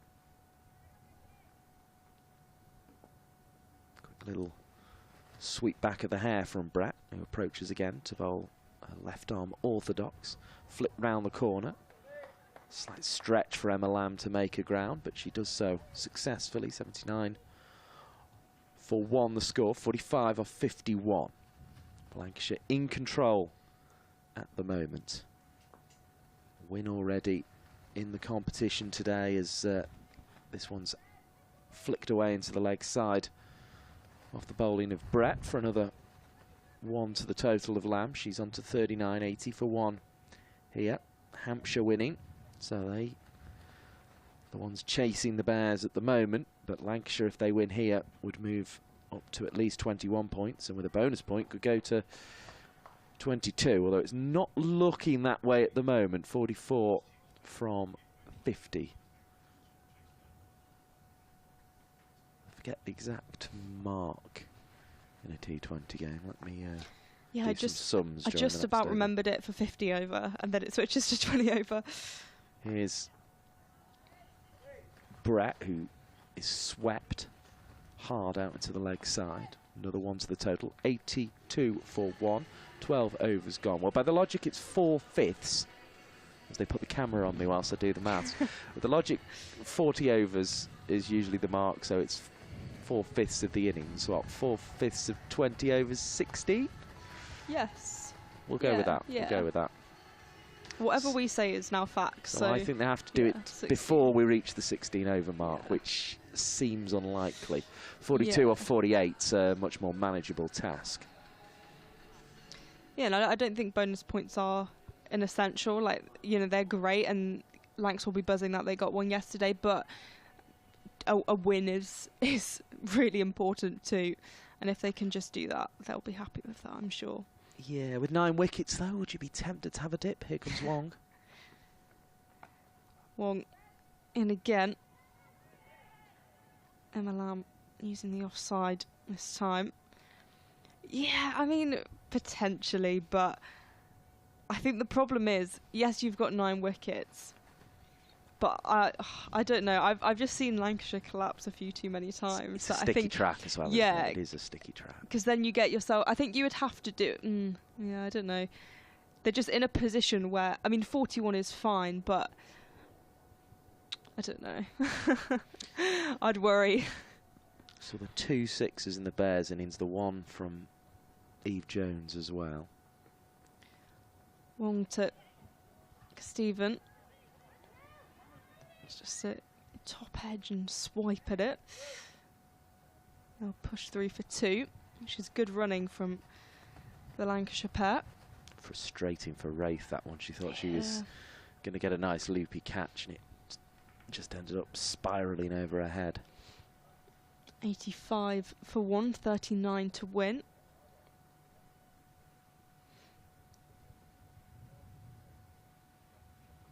Wong steaming in. There's a slash at that and a miss, and it's signalled wide.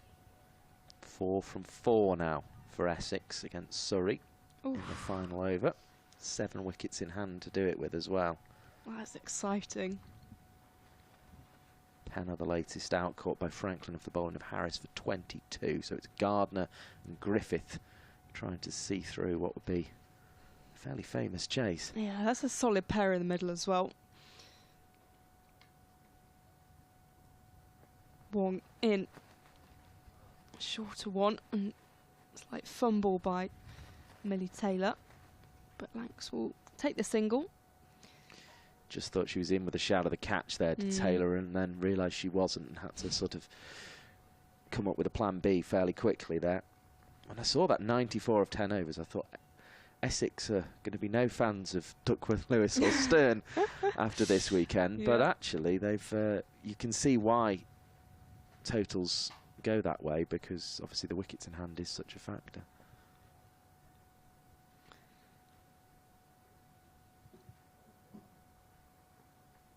Wong to Lamb.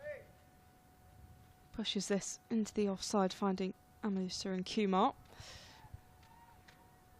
1 run from it, so 88 for 1.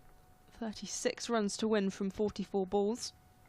And by the sound of what Scott was saying yesterday, the sort of number of wickets Essex lost trying to add quick runs at the end was possibly where they lost the game yesterday.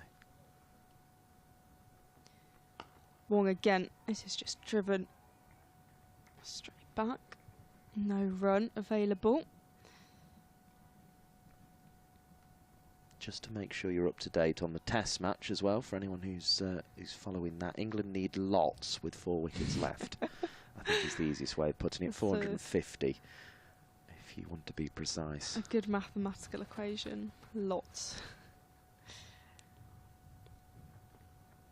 Wong again, a slower ball. Just played straight back to her, so end of the over. 88 for 1, 36 required from 42 balls. Essex needing 2 runs from the final ball. You just hit it hard and run as quick as you can there, don't you? And see if you can... it's an interesting equation, who you leave on the boundary for that one. Yeah, we've got Joe Gardner and Sophia Smale at the crease. That would be a huge moment for Essex if they can do it. Part of a double header as well, that one. Lots of double headers going on today.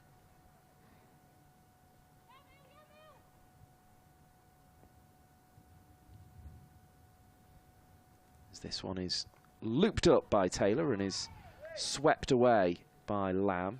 Be a little disappointed not to get more than 1 from that, I think, Emma Lamb. 35 from 41. It's a neat enough sweep, but just didn't quite get the power. As the wind continues to blow towards the high rises in the city of Manchester. The cloud a lot higher and lighter than it was earlier in the day, but there's a good blanket of it. Now we're just a patch of blue sky above the playing area. Here comes Taylor again. Thinks better of it and is now on her way, bowling that left arm leg spin, which is a fairly unusual form of bowling. A little bit of a roll of the head in the action as well. And she concedes one there on the drive. I think the Essex game has ended in a tie. It says scores are level. Brilliant. So we do love a tie. Oof. There's been a lot of ties in both competitions so far, more than previous Taylor years. again. Sort of, it's more a shoulder roll than a head roll as she delivers, and that one's hit behind square, and this one will go all the way for 4, just despite Izzy Wong's best efforts, really put in the paces to get there in a tumbling dive, but it wasn't enough. And Lamb this time does get it far enough behind square and does get a boundary, and it's those boundaries that are easing the pressure on Lancashire in this what could have become a nervy chase. They need 30 from 39 now. Taylor again to Lamb, just dabbing into the offside, a tap and go, and both the batters are through very quickly indeed, and it becomes 29 from 38, 95 for 1. So a thrilling finish at the Oval, a win for Hampshire as well. Lancashire looking to keep pace with those top 3 positions. Here's Taylor again. Delivers a looping ball, which is driven to Harris.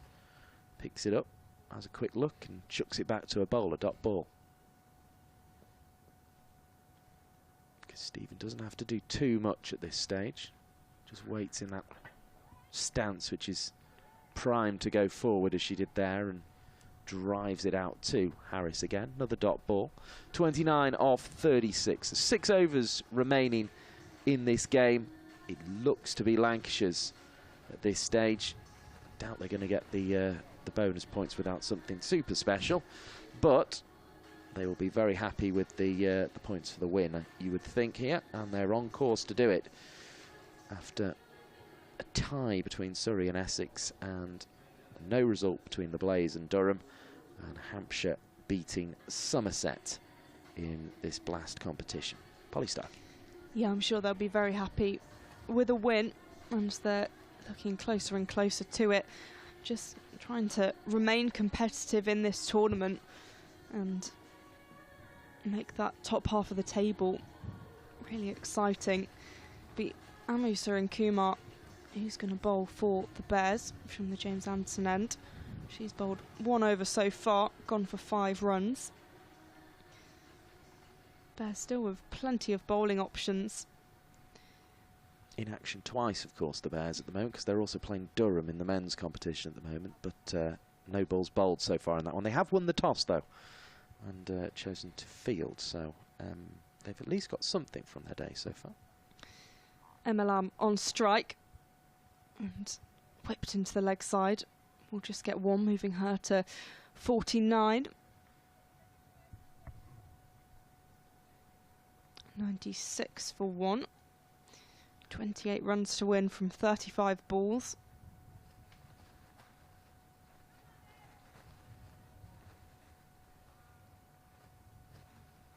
Wind still blowing very gustily.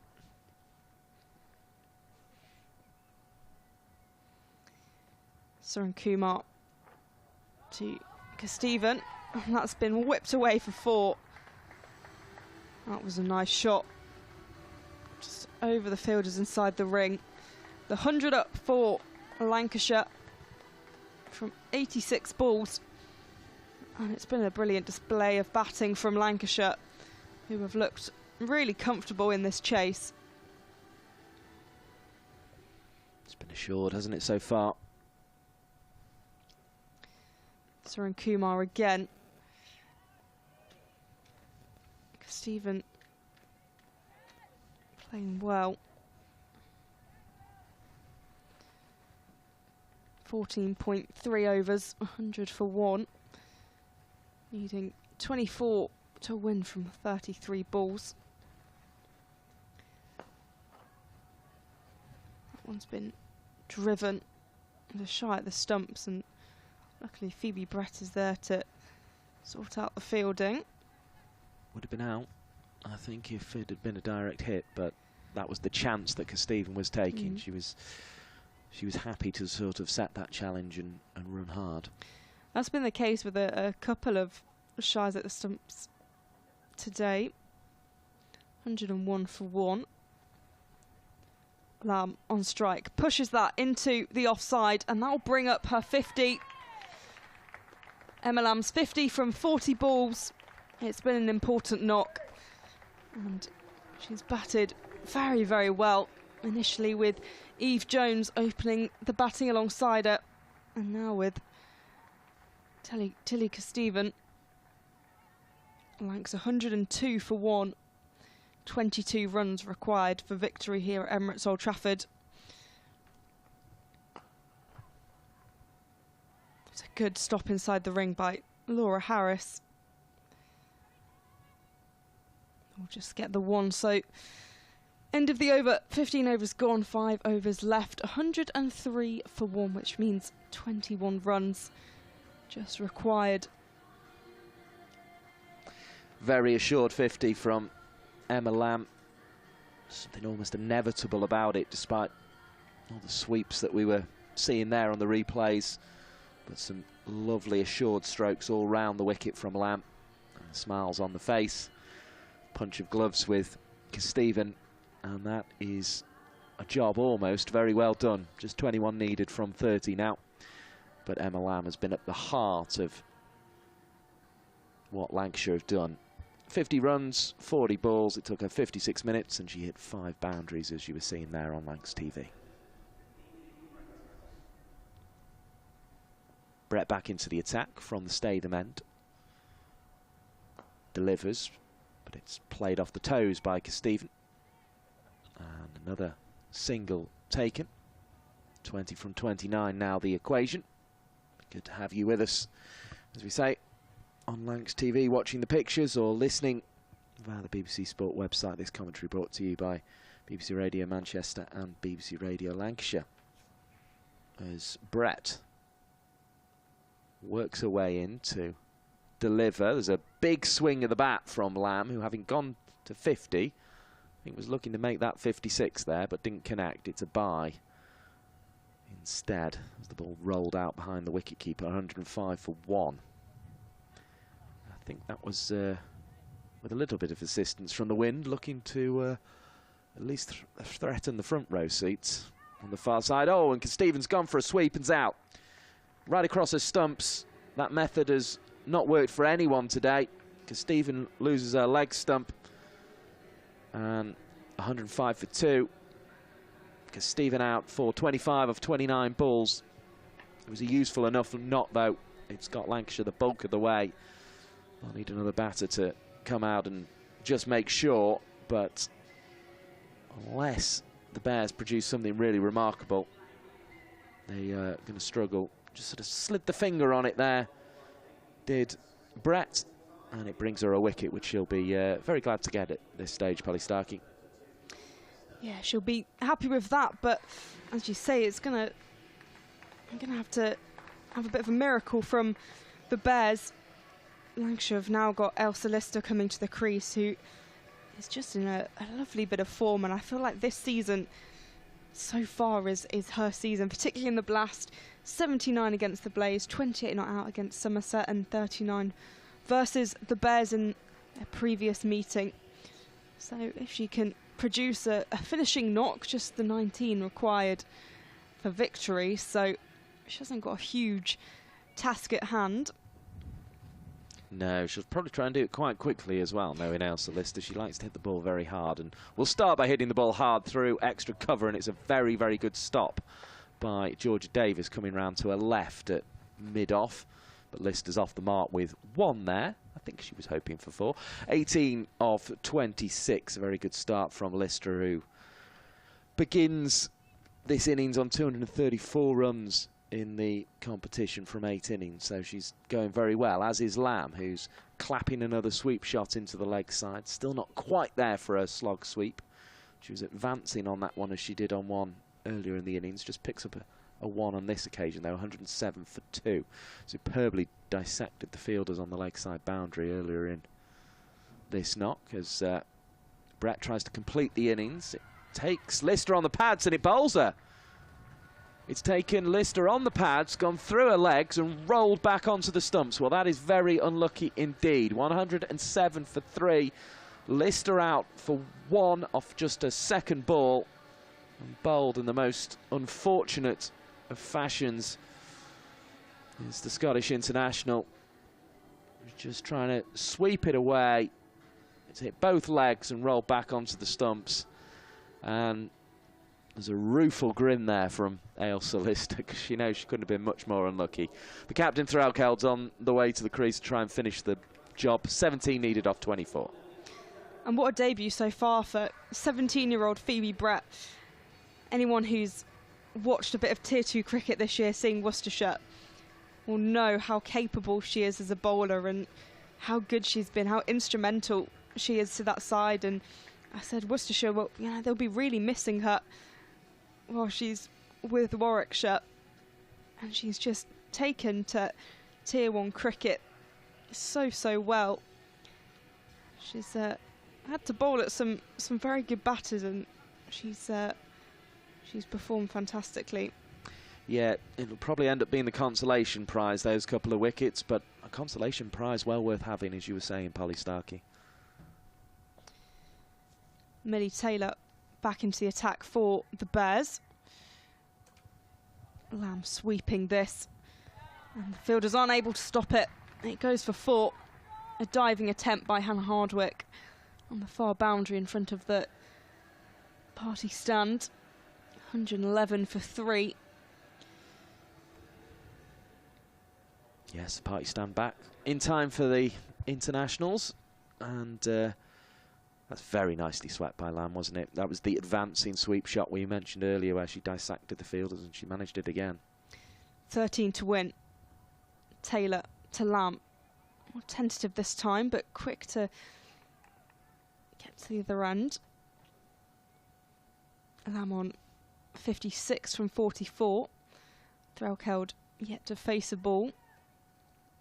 12 required from 22 balls.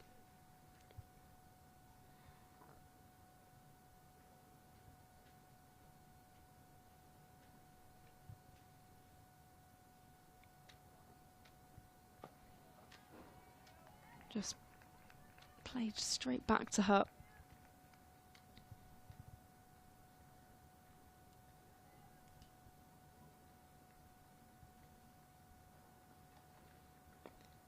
Threlkeld on strike, and they're going to end up getting 1. Amusir and Kumar with a slight misfield. I think from a Bears perspective, they're at the point where there's not really anything they can do. I think if they really put the squeeze on, it's possible, but they know they've got 2 very good batters at the crease. Taylor in again. Lamb rocks back. A misfield inside the ring. Lancashire don't capitalise in the end. 10 to win.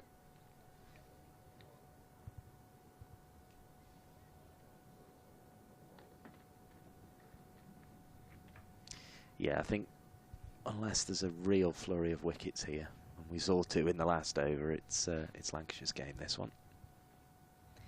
Taylor, final ball of her spell, and she finishes with a dot. So 17 overs gone, 3 overs remain, 10 runs to win, 114 for 3 as it stands. Yep, the worm showing that Lancashire are in front here, and they're just sort of accelerating towards their victory target now of 124.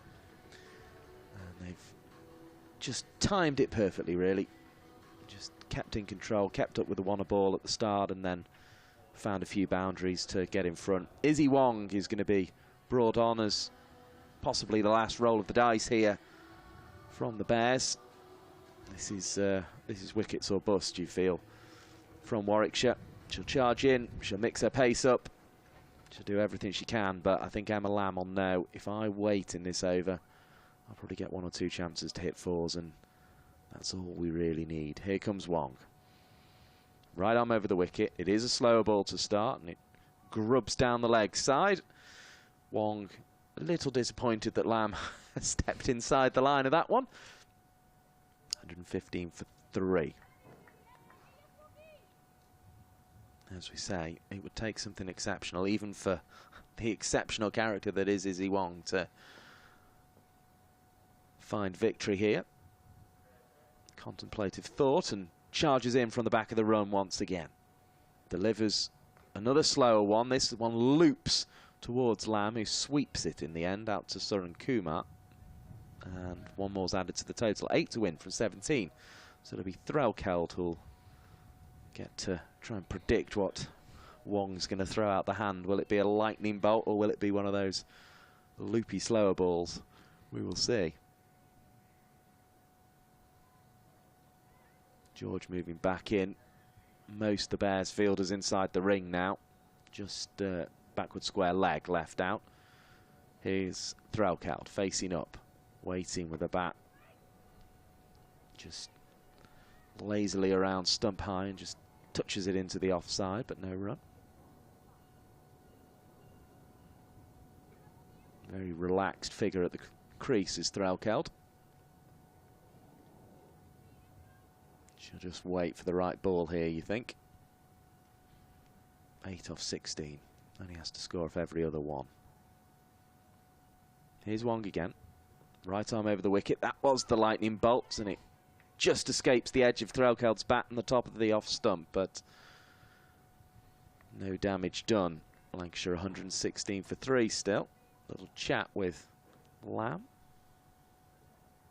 Quite sure what needs to be said at this stage. Then I'll try and hit the next one, don't worry about it. Sunshine now here in Manchester as Wong turns again. Makes her way in from the Statham end. To deliver, right arm over the wicket. Threlkeld drives onside. We'll pick up 1. Mid-wicket couldn't cut it off, but Hardwick does the job. Up at, in fact, Austin it was, up at long gone. 7 now from 14. That's all Lancashire need at the moment.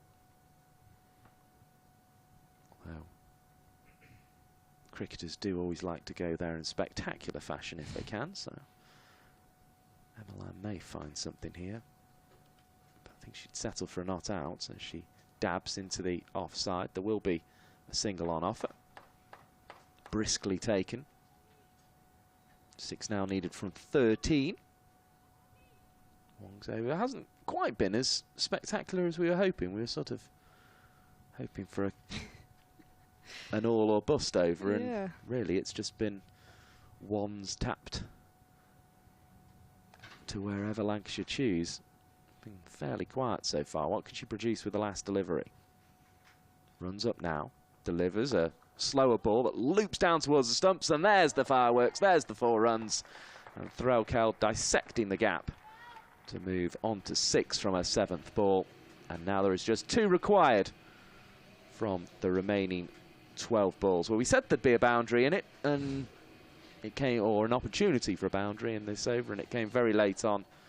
It was well controlled by Threlkeld, reading the slower ball. 122 for 3, just 2 more for victory. I think Georgia Davis is going to take this over herself, which honourable thing to do as captain, kind of knowing it's going to all be over, not throwing in one of the younger players to take that responsibility. I'll have a look who still has overs. Yeah, Suren Kumar's 2, and Hannah Hardwick, who didn't particularly bowl very well in her first over, has got 3 left, so it's the right decision tactically as well. Georgia Davis in, struck down the ground. They're going to go for 1. Yeah, they may have gone Wong 19 Davis 20 if they thought the 20th over was going to be a factor, but Yeah. it probably won't be with just the one more run now required. Ellie Threlkeld on strike. Georgia Davis is defended. Nearly tripped her up, that Yeah. delivery. Still one run to win. Georgia Davis to Threlkeld, who sweeps that, and that's the one run. Lancashire are victorious. They're going for 2 in the end. I'm not sure why they did the extra run. I'm not sure Threlkeld was sure why Lamb was running at her, but she thought I better get to Just the to ground at the other end double-check, just in yeah. case. Well, it's a good win for Lancashire, isn't it? Comprehensive win in the end. 7 wickets, couldn't quite pick up the bonus point, but they won't worry too much about that. They go level with Hampshire in the competition on 21 points. It was built on the 60 runs from Emma Lamb from just 48 deliveries as the players are shaking hands. And Lancashire, we were talking about it at the start. Were they still in with a chance? Well, they've done what they needed to do today, Polly Starkey. Definitely, they've put themselves in the best position possible. I think the only thing they could have done more is get that bonus point. But as I've mentioned, I don't think that bonus point is everything. I think getting the win was really important. I thought they really restricted the Bears in that first innings, and winning the toss was so important, and using the conditions to their advantage. Alana King bowled so well, 2 for 16 from her 4 overs with that wicket maiden to start off, and then of course backing it up with the bat in the second innings, equally as important. And yeah, it was a really good performance from Lancashire. I thought the fielding across the day was pretty exceptional as well, and a good display of cricket here at Emirates Old Trafford, and 2 wins this weekend for Lancashire, which they'll be very happy about, I'm sure. Yeah, it couldn't have gone much better. The players just shaking hands. Thank you for joining us on Lancs TV. Thank you for joining us on the BBC Sport website as well. Make sure you return for plenty more cricket. Just talk you very quickly through the story of this game. Started with the Bears innings, of course. They set a target of 123, built on the 29 from Meg Austin and 30 not out from Katie George as well, 21 from Laura Harris. So that was how things went for them. And then it was Emma Lamb's 60 and the 23 from Eve Jones, as well as 25 from Tilly Kesteven, that got Lancashire to their victory. Seeing the bowling figures there, the 2 wickets for Brett will probably be the thing that the Bears take back with them down the road to Birmingham. Lancashire probably with the more winnable fixtures in the remaining games of this one, and they've won this game today by 7 wickets here on Lancs TV. Our thanks to Scott Reed from BBC Radio Lancashire and BBC Radio Manchester. Our thanks to Polly Starkey, cricket writer and broadcaster. Our thanks to the good people at Badger and Coombs for all the excellent pictures today on Lancs TV. And do make sure you rejoin us, be it through Lancs TV or the BBC Sport website, for more cricket from the Women's Blast this season. It's been a pleasure to be with you, and with the sound of the hover cover, we will say goodbye for now.